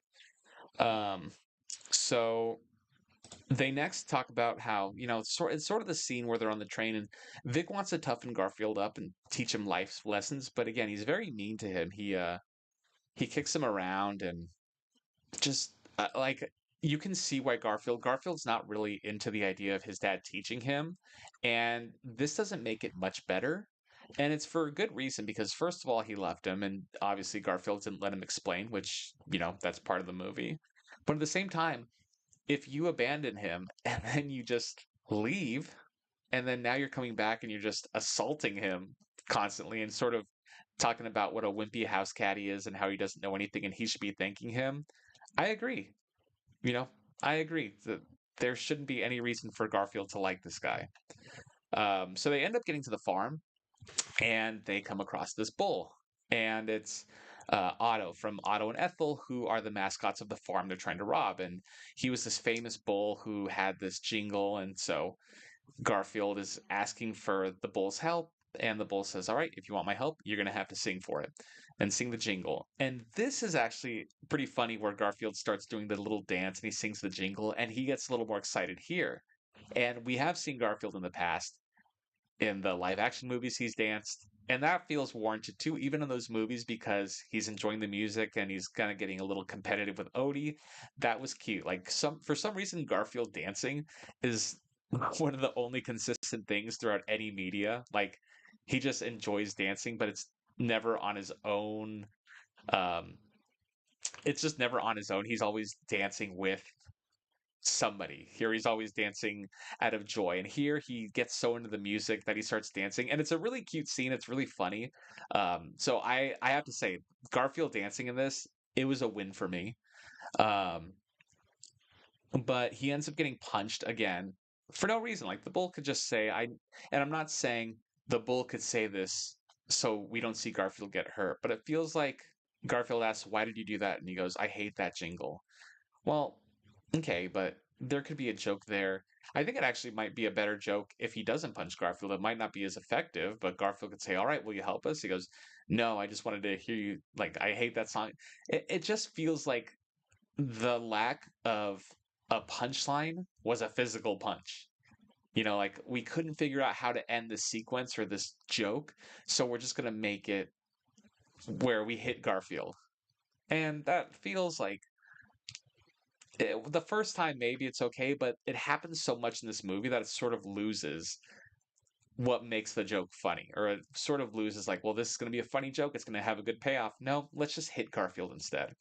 Um, so they end up um, finding out that he's in love with this cow that's on the farm, and that's the reason he's miserable. He sits outside every day. A new farm bought it, and he gets to see her for 6 seconds. So he agrees to help them get the milk, and he gets to rescue Ethel. So it's sort of a win-win. I mean, that's the reason why he agrees to help. So they end up they end up going to striking a plan together, coming with a plan. And the bull constructs it, Otto, and he's saying, "All right, here's the plan. We're going to go inside." And this is, again, like, it's not that these are big deals, but some of the justification and some of the first and second, like, drafts of these jokes could just be made a little better. And again, a lot of it is consistency's sake for me. But at one point, he goes, "Okay, based on these personality tests I've evaluated you with, I'm gonna choose your marker," because they have like a little board like in the sand setup where how they're gonna do the heist. And he goes, "Okay, to represent Ethel, my love, I'm going to use this flower. To represent Vic, your bravery, I'm going to use this bullfrog. Odie, your curiosity, I'm going to use this chipmunk. And for Garfield, I'm going to represent this roadkill." Which, okay, like, okay, yeah, fine. If, hey, if you like the joke, if you don't, either way. But it goes on for so long because Garfield is complaining. He goes, "Wait, why am I roadkill?" And he goes, "Well, because of this." And Garfield goes, "Well, I don't want to be roadkill. Put me as something else. What about something?" And the joke probably goes on for a solid minute, which doesn't seem long, but it doesn't sound long, but it is a long time for 1 minute to go on a joke. And it's a joke that's just about, I don't want to be this. And he doesn't really have like many alternatives, at least not visual ones, which would be kind of funny. Like if Garfield maybe pointed out, "Hey, what about this rock?" or "What about this something?" Or even if he said, "Hey, I don't want to be the roadkill." And he goes, "All right, fine. You find something that you want to be." And if the only things around were like worse roadkill or something else, like, see, this is what I'm saying about the first attempt at a joke. Like, it feels like the first or second attempt at a joke. When the third or fourth, I think, even in the same joke, could have landed a lot harder. So it is sort of a disappointing scene as far as just how long it goes on. Yeah, it's just sort of a microcosm in the comedy in general here. Let's see here. So uh, we'll go ahead and read some of the chat. Rocket Man 101 references to Binky that are Blink and you'll miss it moments. Exactly. Exactly. Totally agree. Joey Baseball because the 80s Garfield looked different than the 90s era Garfield. That's true too. Garfield was on all fours, and then the more decades went on, the more upright he got. Sort of like the evolution of man, I guess. Luke, so disappointing that John was sidelined in the movie. I agree. I would have loved to have seen more John. I think he would have been really funny, even as a side character. Maybe him and Liz are like have a romantic subplot between them. Liz somehow, it's her vet duty to go help him find Garfield, and then they sort of build a romance along the way. Anything. Rocket Man 101, the jingle has been stuck in my head since I saw it in theaters. And it is a cute jingle, and it's funny to hear Garfield sing it, so I did like that part. I liked the part where he was dancing. Joy Baseball, the Bill Murray movie, had John in a larger role because it was meant to be starring vehicles for actor Breckenmeyer. That's true. And he was a good John. I mean, it wasn't the strongest script, but I like him as John, and I like Jennifer Love Hewitt as Liz, but I would have liked to have seen them. I would have liked to have seen it was a very sanitized version of the characters, but I'd like to have seen Breckenmeyer act a little more pathetic and Jennifer Love Hewitt act a little more cold. I think that would have been funny. Joey Baseball, and even though Bill Murray Garfield movie was a hit, uh, Breckenmeyer's career never really popped off from it. Well, no, but he was a big actor for a long time. He's been in a lot of stuff. Franklin and Bash, Can't Hardly Wait. So he's had a pretty good career. That wasn't like his last role, and he's still acting and stuff. So he's done fine. And I'm pretty sure the Garfield movies made a pretty good payday, from what I remember. So here's another thing that I feel like I'm talking about a lot of missed opportunities in the Garfield movie. And okay, so here we are. This scene, they use the markers and they show how um, they're going to go through the factory to get the milk. And what they do is they have the markers, they walk around. So in this scene, the marker is going through the grate that they're going to go through, or the vent, sorry, to get to the cheese. But if any of you saw the Peanuts movie that I always talk about, I think it's the 2014-2015 Peanuts movie from Blue Sky. Um, there's a scene in there where they're showing, Charlie Brown is fantasizing, and like he gets a rain cloud over his head, and they have it done in the newspaper style in physical 2D drawing. This should have been this scene should have been in the newspaper style. Like, wouldn't it have been great to have seen Garfield and Odie on the big screen, done in the newspaper print style, going through? And it would have just been so funny to see Garfield getting hurt. Like this marker, it's kind of funny to see go through, and the art style is pretty cool. Like I love the colors. It reminds me a lot of the new Ninja Turtles movie that came out a few years ago, or maybe this year or last year. But yeah, it should have been that newspaper strip. It would have been funny to see Garfield and Odie and Vic and the bull going through the air vent in 2D animation. And it would have been funny to see them get hurt, or at least if they want to hurt Garfield, to see him get hurt in that way. It would have been a cool nod too. I just think it was a missed opportunity because, again, this art style, it's neat, but the art style itself isn't funny, if that makes sense. Not that the other one would be, but I feel like it'd be a cool reference or a cool art style to see along with this 3D style than this would be. So it's not that I don't like it. It's just that, and again, it feels like, man, that would have been cool. A man, that would have been cool moment. Um, so next, out of the bull, he he decides he's going to train them to be able to do this undertaking.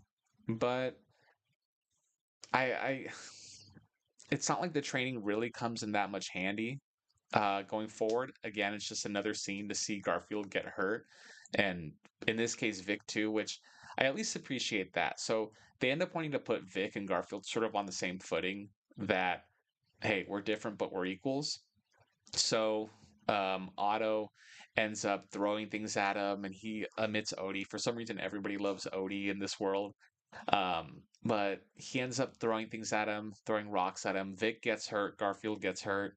And there's one funny part where they are thrown down a hill and they're tumbling with each other and they're screaming. They're just screaming the whole time. They're going through, bushes and they're going through rocks.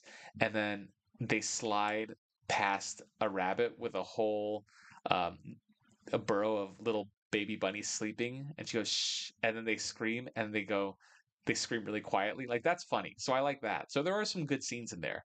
Um, but yeah, it's just more Garfield getting hurt. Like we've seen Garfield getting hurt this whole movie. It's nothing new. Like pretty much every scene has him on the receiving end of some sort of physical pain. Um, I Want My Slaw. Otto the Ox is voiced by Ving Rhames, who is known as the Arby's guy. He's famous for saying the tagline, Arby's, we have the meats. That is true. And Ving Rhames is great. I don't know that there's as much to do with his character in this movie, but he's still really funny. So he's just a talent anyway.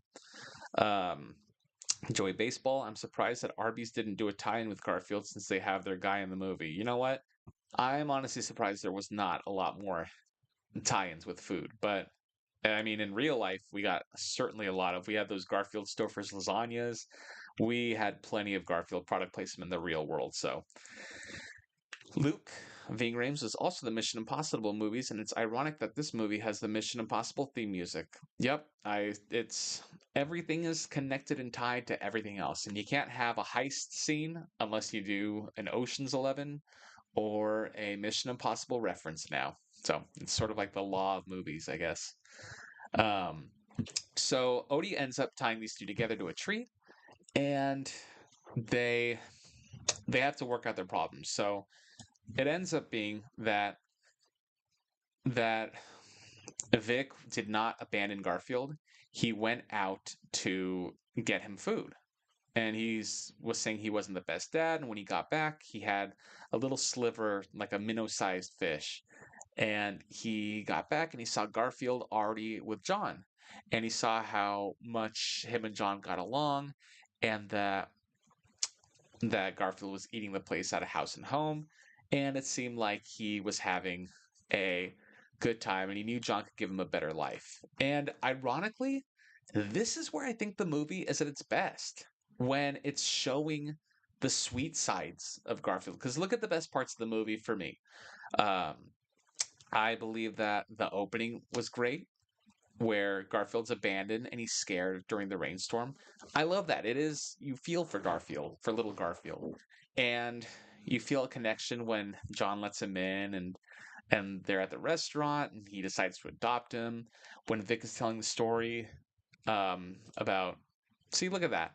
Like it looks so good. He looks so sad, and I think it could have worked better as a silent movie almost. But it looks sad, and this makes me think that you could have had the movie not be an adventure, but about Garfield being at home and Vic just trying to get to know his son. Like him popping up along Garfield, like, Garfield will chase the mailman as he did in the comics, and Vic will catch the mailman for him, or he ends up trying to, do these things with Garfield, and Garfield doesn't like it, and he wonders why. He's like, "I'm here now. I'm trying to be your friend. I'm trying to do these things," and they have this father-son reconciliation. It doesn't need to be this big adventure that they go on, because the adventure isn't really the point. It's the relationship. So the adventure almost feels like it gets in the way, and there's these unnatural breaks and these unnatural sides in the story so far, and especially as we'll get on later um, throughout the movie. But yeah, I love this scene. Like these are the best parts of the movie, the really heartfelt moments. So I was actually really impressed that these scenes that you wouldn't think of in a Garfield movie actually turned out to be the best ones. So I want to give a lot of respect to the Garfield movie for its heartfelt moments.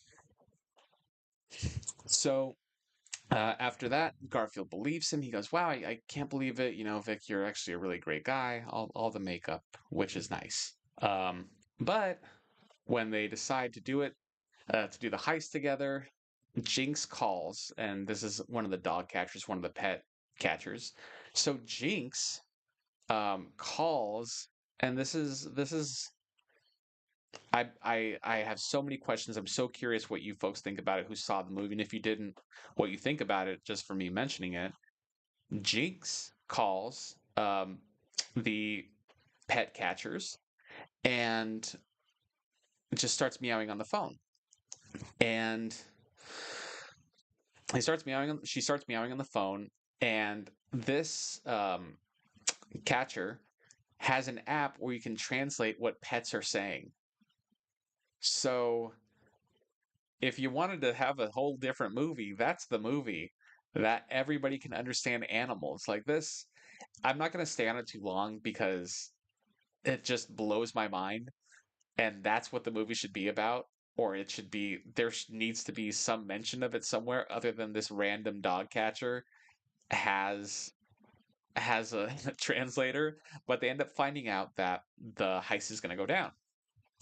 And there's again some odd jokes. So they sit here. There's like one really odd joke and one really good joke in this scene alone. So if you see those acorns right on the tree stump, the joke is that um, the joke is that they're going to be used as radios. So you put them in your ear, and they're kind of like walkie-talkie radios. And so Garfield says, "Well, we should use Bluetooth." And the bull goes, Otto goes, "No, these are better than Bluetooth." And he goes, "No, Bluetooth is better." And Otto goes, "No, uh, these are cheaper than Bluetooth, and you don't have to worry about the expensiveness of the brand." Which is like kind of a funny like observation. Like, yeah, I guess that is true, but it's not even a funny observation so much as it is like a like just a point, like a kind of relevant point. Which, okay, all right. So I guess that's. I mean, it's not even that. It's not even like an adult joke. It's just like sort of you get the observation. It's not really for kids either, unless the kid's a little more savvy, maybe an older kid. But it's not even a funny joke. But then you have a great joke right after, which is amazing how you can go back to back from a joke that's just sort of like why to a joke where Garfield goes, um, "Do you realize, or has anyone ever told you you take dramatic pauses when you speak?" And then Otto says nothing, and it really holds. It's not just like a 1 second hold; it's like a 3 or 4 or 5 second hold, and he just says yes. Like, that's the thing I've been looking for in the Garfield movie. Like, you can have these uncomfortable silences where nobody's talking. That's the thing with Garfield in this movie. He's always talking. There's always somebody talking. And it just feels like everybody just has to say something or get a quip or there has to be an argument. There's never just these moments of observation. There's never these moments of, this is just sort of something happening. Everything is has to be this massive joke. And so a joke like that I really appreciate because it really is a slow burn, like it really takes its time and the payoff is huge because it's not a gut buster admittedly, but it's not supposed to be. So there's definitely some like talented writing and some good observational jokes here, but it's just man, they're just stuck in between these constant sort of air fillers where they're speaking to fill the air almost. Um, we'll go ahead. Rocket Man 101. The line, "I thought it was better if I kept my distance," hits hard. Yeah, yeah, that's true. Because Vic says it's better if I kept my distance from Garfield, and yeah, I'll take that. Like, I'll go ahead and accept if that's the reason he gave, then I'm fine with that. I'm totally fine with that. Joy Baseball. A criticism I heard a lot was they had the high script already, but they couldn't get it made. So when they got commissioned to do a Garfield movie, they just made the heist movie into a Garfield movie. Is that true? I don't know that personally. Like, I don't know if that's what the Garfield movie was based on, but it wouldn't surprise me because look, you can have Garfield go. We had Tale of Two Kitties. We had, Garfield has gone out of the house before, but it does feel like an odd thing to have him go so out of the way. I mean, I'm not going to say it can't work, but because obviously this is a competently, unlike my speech, said um, plot, but it does feel like just you could see this happen in a barnyard movie or something else. Um, I want my slaw. I kind of wish Otto had said a parody of "We have the meats," like he should have said "We have the milk." Yeah, I mean that would have been a fine sort of product placement joke. It would have fit right in this movie. I'm not going to say it wouldn't. Joey Baseball. Otto should have said "We have the cheese" when they got into the cheese room. So I don't know if you each saw what you said or if that just happened to be at the same time. Every time he every time there's a food thing, he should just say, "We have the," and then insert the food here. That would actually be pretty funny. And he's like, "Are you getting paid to say this? Why do you keep saying we have this?" Uh, so, Yeah, so they do break in and they go through various cheese related traps. There's giant axes that cut the cheese. There's um, these giant vats to melt the cheese and create big fondue. And, speaking of the heist part, it doesn't, and I'm not going to say it doesn't feel like a Garfield movie because, or a Garfield plot, because I'm not going to limit whatever they want to do with the character. I don't think that's fair. And if they want to take the character in a new direction or work on it in any way, my job is to be open and accepting and see if I like it or not as a viewer. But it just doesn't. I honestly think it would be funnier if it was just more normal. Like if they just walked in and encountered a bunch of cows and the cows were being milked and it was just like the cows were snarky or just something. But I feel like this was just an action scene for the sake of an action scene.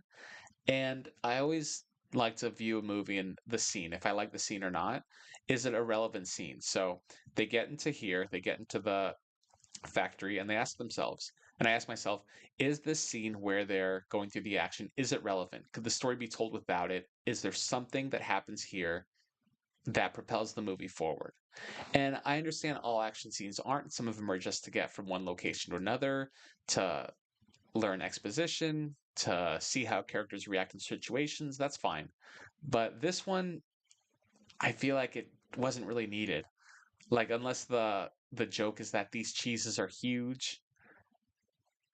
I mean, it just sort of feels like it was there to be there, which is yeah, it's not a good sign when the scene could be taken out of the movie and the movie could still go on. Um, so yeah, so anyway, they end up breaking in, the cheese traps go off, and Odie and Garfield end up getting kidnapped by the dogs, or sorry, by the pound, and Vic takes up the takes the milk and he delivers it to Jinx. And once he takes it to Jinx, Garfield and Odie are on their way to the pound, and she betrays him. He gets her all the milk, but she says that wasn't the point. The point was to see you suffer and have you go to the pound as well and spend the same time that I stayed in there. So, okay, Garfield at this point thinks that he's been abandoned by Vic. Makes sense. I get it. I still think it would have been more effective if they were on good terms, which they ended up getting, but I think that would have been better if they got on good terms early towards the beginning of the movie. That way we build up this kind of bond. But either way, um, they end up in the pound and they all randomly, this is a part that's just, it wasn't. It wasn't a part that I liked, and we'll go really quick to the chat. Rocket Man 101, stay out of the pine cones, lol. Yeah, stay out of the pine cone. And Joy Baseball, I felt the cheese scene had a lot of suspense, which suspense is weird to have in a Garfield movie. See, okay, so it did. So, some of you folks ended up liking the cheese scene. For me, it just felt like a lot of movement, like running in place and no real payoff. So I'm glad that it worked for you. For me, it didn't, but if it's there and it works for the majority of people, then I'm happy to be in the wrong on that. And then also Joy Baseball, they really wanted Snoop Dogg to play a cat. Yep, they did. And that's exactly what I was going to say. Snoop Dogg voices this cat, and it's a cute cameo. Snoop Dogg, he's a cat. So, um, but all these pets, they tell Garfield, who they have no idea who he is, that they've all been betrayed by Vic. And I mean, it's it's not my favorite scene because they all start to randomly tell him the one thing that they all decide to pile on Vic for doing, where they say, "Oh man, I can't believe Vic betrayed us all." Yeah, every time he would go out to have dinner with his son. Yeah, he would just sit across the tree and, watch and say how much he loved his son and missed him. I understand you're trying to make Vic sympathetic. You're trying to have this reveal, but this is an extremely a ham-fisted attempt to to do this. Like it's in a way that just is so it feels like it's really spelling it out. Like you have to give the audience some credit. Like have one animal say it. Have one animal say it. instead of all of them piling on him. Yeah, we can't believe how faithful he was to his family. Like, okay, well, I'm sure you folks could understand that. I'm sure you guys could understand that. So it is just a little bit heavy-handed, in my opinion, but that's what we get here from the pound scene. And we already we believed he was a good guy. I don't think anybody heard Vic's story, and I know that we have the seemingly double cross here, but I don't know anybody who heard Vic's story earlier and was like, no, he didn't. He did not. He's lying to Garfield, saying that he's a good guy because we know he's a good guy because he rescued Garfield in the beginning. So we obviously know he cares about him. We establish, or we at least have the impression that he loves him because he's been with Garfield the whole time. And then they made good at the tree, and then obviously there's this betrayal, but I don't know anybody. Garfield might think so, but I don't think the audience thinks that he's a bad guy. So that's where that's where a little bit of the complaint is from my end. Let's see here. Rocket Man 101, The Cats in the Pound, are references to the alley cats from Garfield in the Town. That's right. And I believe it was this cat in particular, the eye patch cat. I think he was a lot skinnier if I remember. But yeah, that's a great call. I Want My Slaw, the purple cat from the pound, is the same cat from the claws. Yeah, from Garfield in the Town. Yes, everybody's pointing out very good that these are the alley cats from Garfield on the Town. Joey Baseball, and it's not even weird for Snoop to do this since Snoop has done every single guest known to man. Yeah, he's done every side quest known to man. Yeah. It's more shocking to see Snoop Dogg not in a movie. I mean, he was Cousin It in the Addams Family's movies, and he only had like one line of audible dialogue where you could understand him. So, Snoop Dogg in this, it's not a surprise. I mean, at this point in a movie, you're being either voiced by Chris Pratt in a lead role or Snoop Dogg in a side role. Uh, yeah, so this part I actually do like, but it does kind of come back to bite. So John ends up finding Garfield, and the way how is because Garfield had a collar on the whole time, which is funny. Like Garfield didn't even realize it because it's under his chin and his fur. So that's funny. That's a hilarious joke. Like, oh, I never realized I had this. And John gets frustrated. He finds him. He's like, I'm not being on hold anymore. We're going home. And that's actually kind of cool that he takes him home and Garfield's back home. But of course, Garfield feels, he feels a little bad because he feels like he let Vic down and he sees the tree from across and he decides to go see if it's real or not that his dad was there. And he sees one notch on the tree and he goes, oh, well, this is a little disappointing. He lied. He wasn't actually there until he looks up and he sees that all the all the notches in the tree. So he really did, which yeah, I mean that's kind of what we expected. But the visual is nice. Like it is a cute visual that he did put a notch in the tree for every night he did come. So I'll give it the visual, despite some of my misgivings with the whole liar's reveal or liar's deception or whatever you want to call it. Not liar's reveal, but that he, for a second, thought his dad didn't love him. Um, And then, yeah, so Garfield finds out Jinx's plan and decides to ask Otto for help one last time to rescue his dad.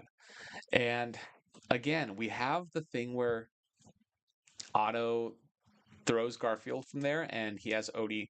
Garfield has Odie call the restaurant again to have a delivery. In the beginning, we saw them deliver with a drone. And so he starts to rescue his dad. They get on top of the train because they're going to throw him in front of the train tracks, or on the train tracks so he can get smushed. Vic, I mean. And, we have this whole adventure scene on the train, which feels, it's funny. So for those old Garfield movies, the fights felt more threatening in those old Garfield movies. Here, of course, we have Garfield and Vic running from the dogs and Jinx, and they're on a train, and the stakes are high. You could fall off, you can get smushed. Jinx has an axe, which is pretty cool, and she's trying to fight them and trying to get them.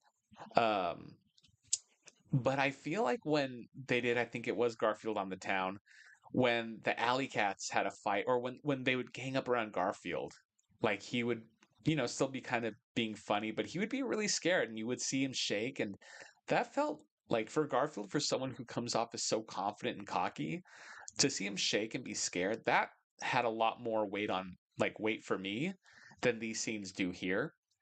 And And yeah, and so I don't know how even when they would fight, Garfield would get in fights sometimes, or his family would get in fights, or was that Alley Cat war with Garfield's family, and they all fought, and those felt like real tense. Those felt like they were very um, real battles because maybe because they felt like you didn't know if one of Garfield's friends or his mom was going to get hurt, or his anybody, or if even Garfield was going to get hurt. That's what it felt like. And here it just doesn't. It's sort of hard to feel that way when you know nobody's going to get hurt. Like if you had established, hey, somebody can die in this movie, and I know that's an extreme to go to, but if you had established um, that there can be a consequence for somebody to these actions, or there can be a fight where somebody doesn't make it out in one piece, or that they fight and then after that Garfield's afraid to fight, or he's afraid to go outside again, that there is a consequence to these fights, then I'll accept that. So if earlier in the movie you had it where Garfield, was being kind of snarky, and Jinx does something like where she is mean to his dad, or she does something to him, and then Garfield's afraid to fight again because if he does, he remembers that his dad was punished for that, and then he has to overcome that. Like there has to be at least I understand these aren't the most thought out, elaborate, this is what they should do instead, but it's sort of like you have to have the only way you can have a payoff that's rewarding, or you can get sort of a tense feeling, or anything in that, just as long you have to be able to get the feeling that you're wanting the end result, you have to give us a reason. So there's no reason here. Like of course we know if there's an axe, of course that's bad. You know, that that's going to be bad. Like, oh no, if she hits him with the axe, he's a goner. But there's no reason to believe, obviously it's a Garfield movie and he won't, but you have to give us a reason to believe that there's still some way, or there's going to be some consequence to that. So maybe that's why to me it doesn't seem as lethal in the situation, but maybe to others it does. And I want to read the chat really quick. Um, let's see here. Joey Baseball. It also feels like John is much younger in this movie than the show. It feels like John is in his early 20s. It does. Maybe like yeah, I would even say early, late 20s or early 30s. While the other one, I felt like he was much more established, like 35 to 40 range. I want my slaw. Oh, sorry, Rocket Man 101. The score in the tree scene is amazing. Yeah, I'd have to listen to it again. I obviously don't have the video or the audio here, so I can't say, but I would have to listen to that again. I Want My Slaw. The original Garfield specials weren't necessarily for kids. They aired primetime on network television in the 80s. They were meant for a wide audience, but this movie was made specifically for kids. And that's a good point. That's fair. That's fair. But the special still connected with kids. So I have a hard time justifying, well, this is for kids, so it was made this way. Well, the other specials were also made for kids because they were cartoons. So I'm having a hard time believing that the other specials were made for ages, 5 through 35 specifically, like, okay, we're gonna get this demographic, where this is like this is only for kids 5 to 10, and we know parents are gonna watch. And so I think they were both made for kids, but I think that they gave kids a lot more credit, quote unquote. Like back then, we were talking about with the voices earlier, like, you can tell without Garfield's mouth moving that he was talking, but here now his mouth moves all the time. So they're both made for kids, totally understandable, totally, or this one is made for kids, quote unquote, but I think they both were, and I don't think being made for kids means, I don't want to say dumbed down, but I don't think it means go lower common denominator on certain aspects of movies. Now you can make it more colorful, you can make it more cartoony. I have no problem with that because this is much more cartoony than the animated specials were. But that's part of the different approach with movies nowadays. Kids movies anyway. I want my okay, Luke, the John who was on hold is now dead, so you understand. Yeah, yeah, and that was funny, like saying John, he was on hold the whole time, so now he refused to be on hold anymore. That was a funny line. Joey Baseball. I feel like the third act was weird because when John gets Garfield and goes home, it feels like the movie ends, but there's an entire third train act that we haven't gotten to yet. Yeah, I mean, rescuing him. I mean, it is. Well, we'll get to that towards the end. I Want My Slaw. Garfield's mouth moved in the Bill Murray films. That's actually when Garfield's mouth first moved. Yeah, and yeah, we had made a point of that where every Garfield's going to be different, and that certainly was the point where it felt different. Like those old Garfield 90s and 80s specials where his mouth didn't move, and then you had the 2000s or 2010s, whichever decade it came out, of those Garfield movies. Yeah, they did make his mouth move, but my point was, at least for those, I felt like since it was live action, that sort of gave it a reason to move. Like again, it would have worked without it, but I felt like, okay, since it's the quote unquote real world, then we're going to be able to have Garfield's mouth move. So it'll look like he's talking like a real person, like he's a real part of this reality. Um, but here, I still don't see a reason, I guess because it's a cartoon world, quote unquote. But I don't see a reason for his mouth to be moving here. So who knows? Um, so yeah, so they end up on top of the train, and the drones come in that Garfield had ordered, and he hops on them. They're delivering pizza, meatballs, all sort of funny things, and he ends up foiling them with salad dressing. They slip on it, and they end up getting caught. And it's an I mean, as far as action scenes go, this is how they want to do the end of that Garfield. That's fine.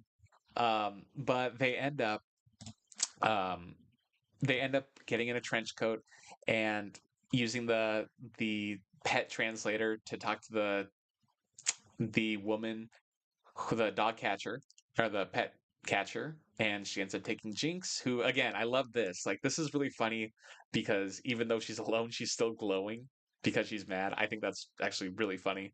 And she ends up taking him away. And the movie pretty much ends like the main ending is Vic stays with them. So yeah, I like that. And here, you have the funny, they're back at the Italian restaurant and Vic is dressed up, and I love their disguises. It's funny. They just take him out in public, and John's all happy. So, yeah, and that's pretty much the Garfield movie. So, I guess I would say final thoughts on it. Um, well, let me ask you folks, how do you think it compares to the live action movies? Because look, for me, I don't know that anything will be better than the specials and the 2D animated series. But when it comes to the live action movies, the first and second one, I'm curious as to what you folks think because this one is definitely the live action one, I think misses the mark in a lot of ways with being a little more edgy. I'm going to say edgy, but what I mean is just more faithful to the characters. So Garfield is faithful, but they have a real dog. Odie can't talk, and so he can't do as many cartoon pet things. Liz and John are just these total wide-eyed happy people. Breckin Myers isn't as pathetic as John. Liz isn't as cold as or sorry, Jennifer Love Hewitt isn't as cold. So there's a little push and pull there. In the second movie, I not my favorite. Not my favorite Garfield project. This movie though, I think it's neat. It has a lot of like you get to see baby Garfield. John is a little more well, I wouldn't even say pathetic though. He's just more introverted, I'll say. He's much more introverted and it's cute to see Odie. Everything looks visually good. It's cool to see. I mean, look at the waiter. It's cool to see people actually looking how they're supposed to look from the Garfield comics, and we see a lot of that. And so there is a lot to like about this, but it also feels like it's afraid to be slower. Like I'll give that to the live action movies. Garfield was walking around a lot. He was just talking. He would sort of do a side to the audience. And these ones, it feels like they're afraid of losing people's interest and focus if Garfield isn't doing something very animated, if there isn't a fall, if there isn't some sort of shining light, if there isn't something that's going on to constantly keep your attention, which we talked about it is for kids, but I feel like you can give kids more credit. I feel like they can handle something slower. Look at something like Wally. There was no talking in the entire movie, except for the end. But for a majority of the movie, I guess maybe through the halfway point, but that movie made a ton of money, and that one's totally beloved. And I think kids have the patience to sit through that one. So yeah, I have a hard time. I'm having trouble saying, well, you have to, you can't have a Garfield movie where they just talk and sit around the house all the time because Secret Life of Pets. I know that one had some action adventure too, but a lot of it was just seeing the pets in the house. And I feel like Garfield has that's your bread and butter. That's what you've built the franchise on. So you can totally do if there was one movie that was going to have just a story about pets and their owner in the house, it's Garfield. We'll go to you guys. Let's see what you say about what you think about the movie. Joey Baseball. The Bill Murray movies are important to me because they allowed for the OG Garfield specials and Garfield and Friends to be released on DVD. Yeah, and that's great. Anytime we get more Garfield media or any more Garfield projects, they might not all be winners, but as long as they keep the franchise alive and interest in it, then I'm all for it. Rocket Man 101. At least this movie has a good style of cartoony with realistic details without falling into the uncanny valley. Yes, thank goodness, because I like that they actually kept true to the Garfield, um, like the physical, how they look. Like if you see the guy on the right, like he looks how the human characters, which were always so bizarre and almost scary in the Garfield comic strips. At least he's in line with that. So yeah, they did a good job with that, and I think they did a good job with pretty much everybody. I mean, look at everyone here. Everybody looks great. They look like the comics were just blown up and made with clay almost. I want my slaw. One gag I really like was when the big uses his loose skin as a parachute. Yes, so when they're falling down off the train off the cliffside, that huge dog, um, his saggy skin flies as a parachute. So yeah, overall, I would. I guess the question is in this one, and we'll just go with this. Would I like to see a sequel? I would like to see more adventures with this Garfield. I would like to see the writing be a little tighter, like I said, not the first or second joke, maybe go with the third or fourth joke, just because I feel like some of these things could have been reworked to make the movie funnier. Um, I feel like you went on this big adventure, and it's sort of hard to follow that up with something a little more domestic. So I could see them doing something like, oh, John wins a trip to Hawaii. So the pets all go to Hawaii and they face somebody who wants to capture exotic animals and, sort of like the first Garfield live action movie. And so, oh my gosh, an orange tabby, there's only one of those or two of those. And so they're going to try and capture Garfield and it'll be something like that. I could see them doing something.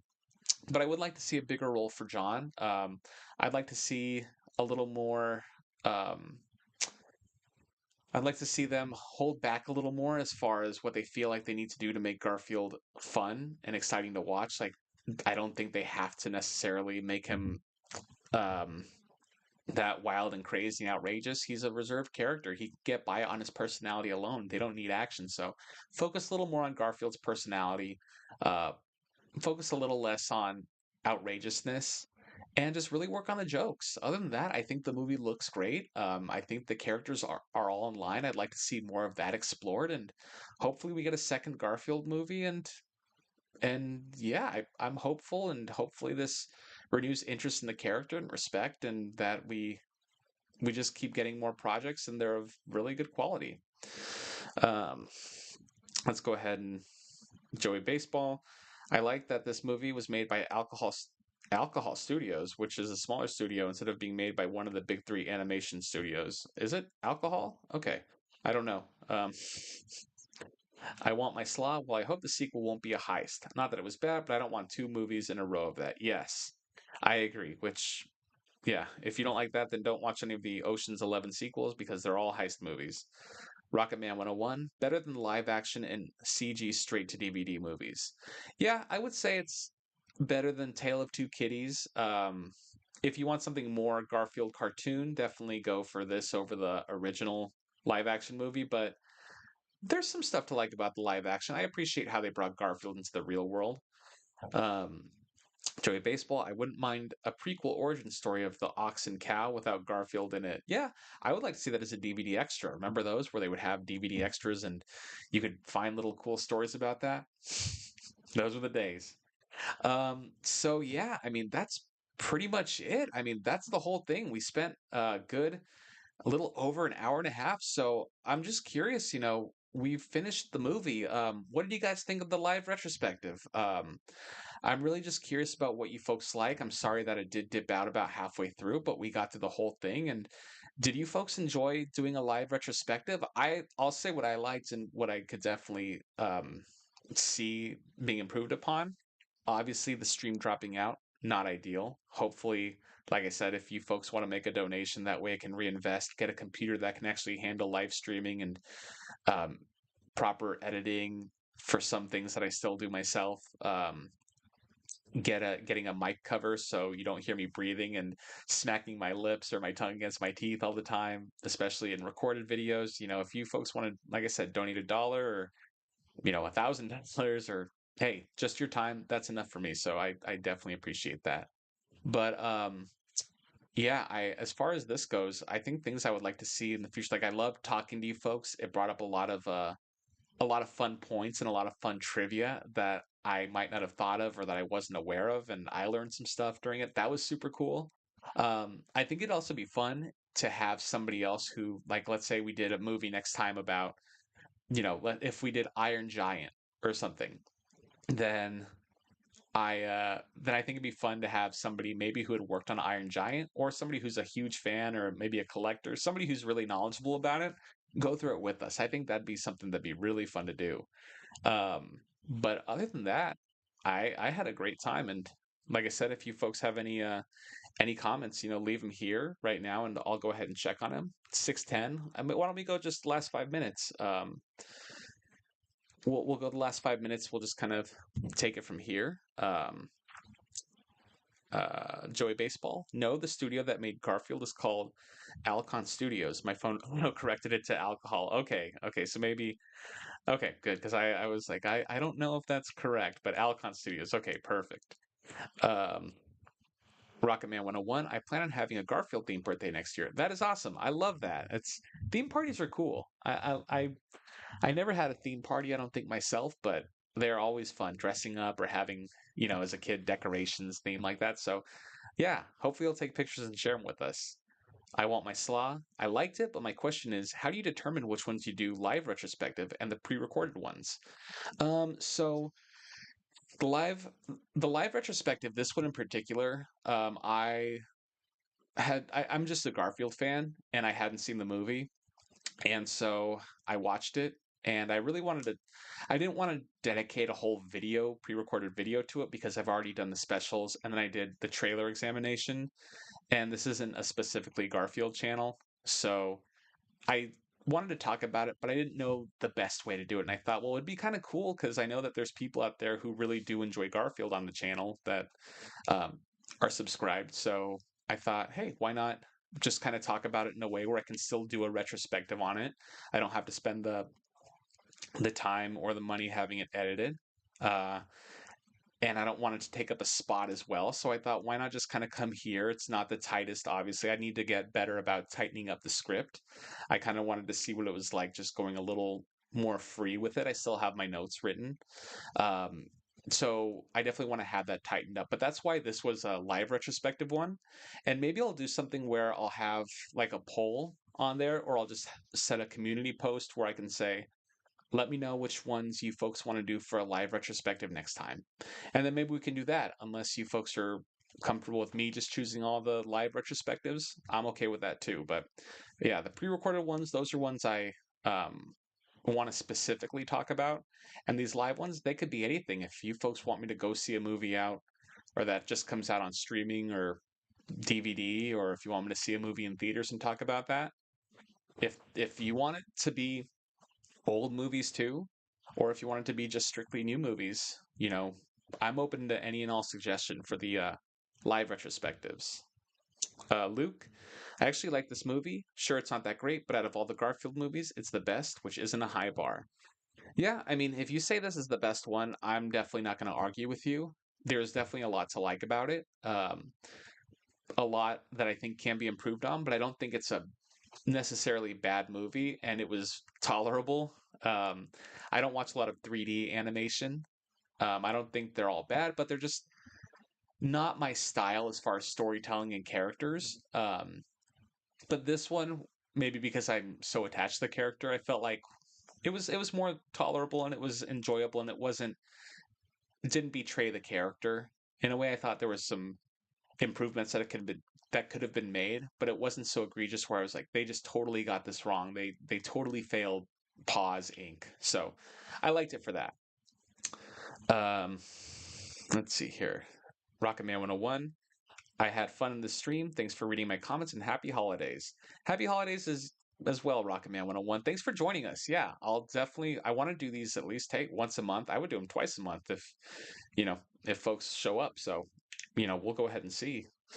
I want my slaw. I enjoyed this, but I'm a huge Garfield fan. I may not be as knowledgeable on other retrospectives you do.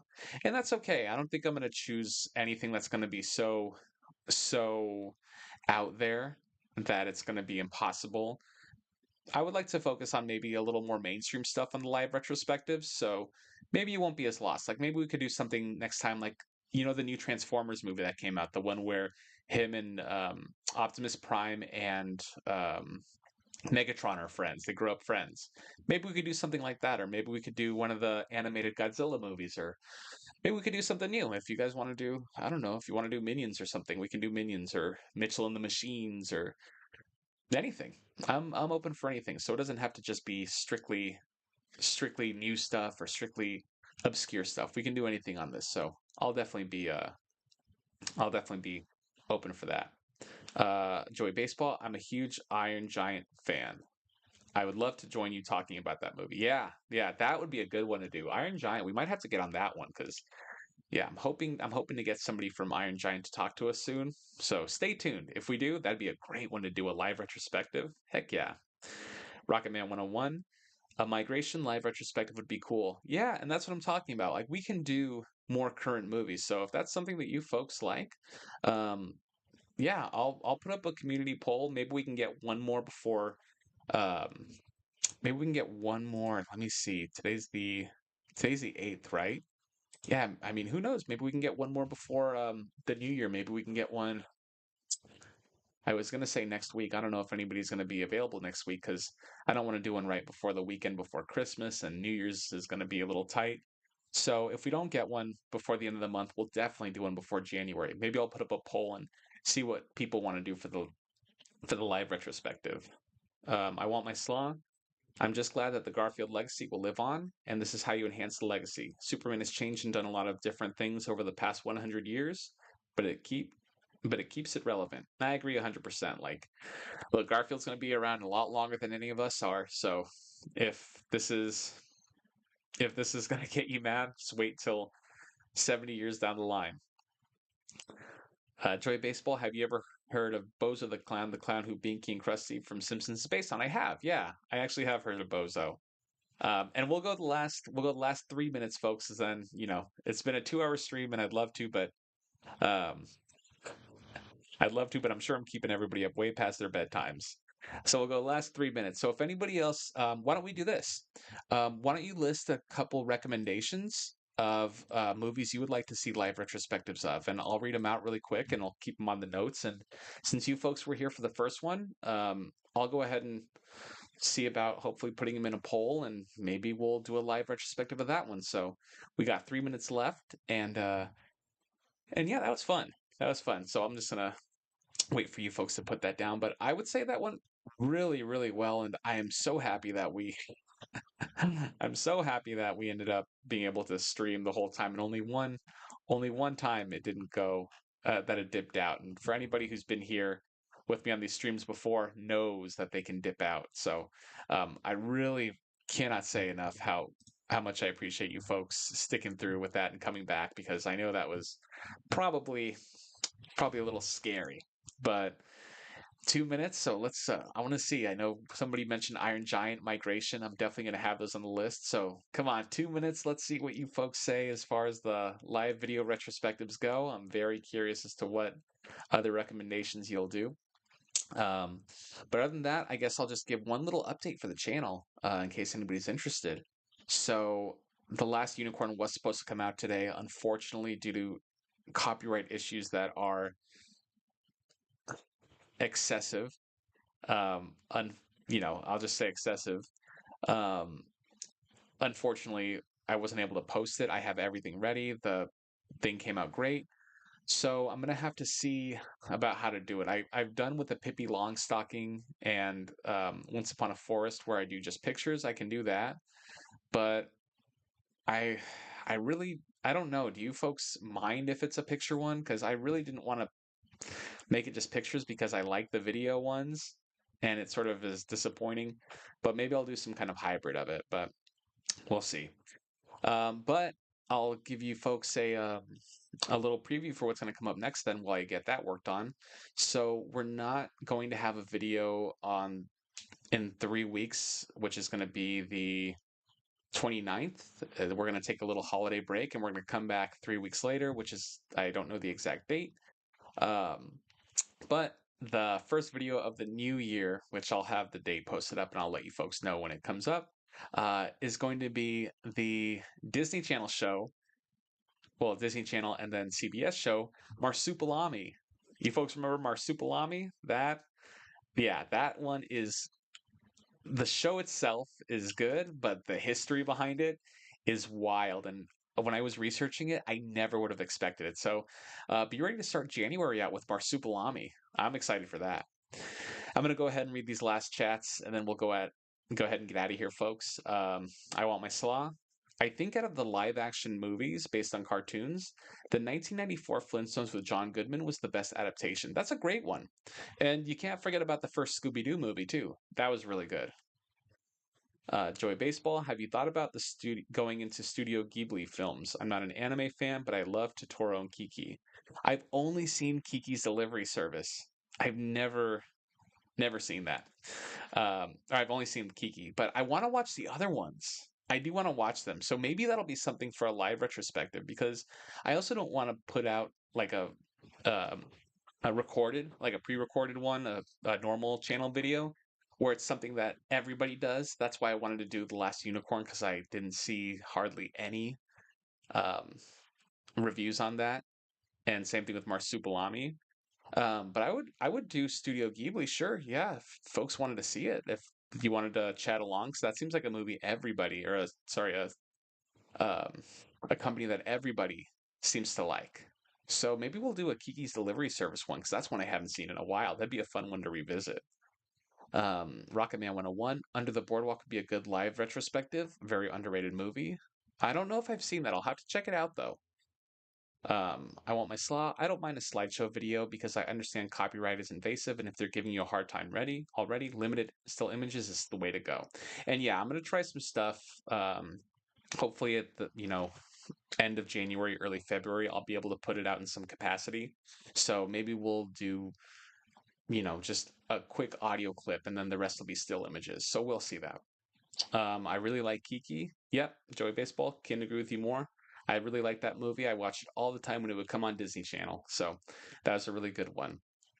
All right, folks. Well, we've gone into, if you watch Totoro, there are two English dubs, and the first dub is better than the later dub with Dakota Fanning and her sister. I will make a note of that. I will try to watch it with subtitles, though. All right, folks. It's 6:22. We were supposed to go to, what was it, 4 to 5:30, and here we are almost an hour later. I cannot thank you folks enough for sticking with me. Um, And yeah, since you folks seem to don't not mind still images, we'll go ahead and see about that. But thank you for joining me. I'm going to try and see about cutting this live video retrospective and putting it on the channel for other people if they want to join to see. So I hope everybody has a really good night. Thank you for joining me, especially after the last unicorn got copyright stricken 80 times, even after reworking it. It was a little frustrating, but you folks made today so much better. So can't thank you enough. I hope everybody has a great night. And yeah, Thanks for the entertainment. I enjoy the stream. I want my slot. Thank you very much. I enjoyed hanging out with you folks. So everybody have a great week. We got a lot of exciting channel stuff for the channel coming up the rest of this month. Hopefully, we'll do one more live video retrospective. This is a fun stream. Happy holidays. Happy holidays to you too, Joy Baseball, and everybody involved. Everybody have a great week. And we'll do a live video retrospective. I'll put out a community post soon, and we'll do another one. Hopefully it'll be as fun as this one with a lot less dropout. So have a great night, folks.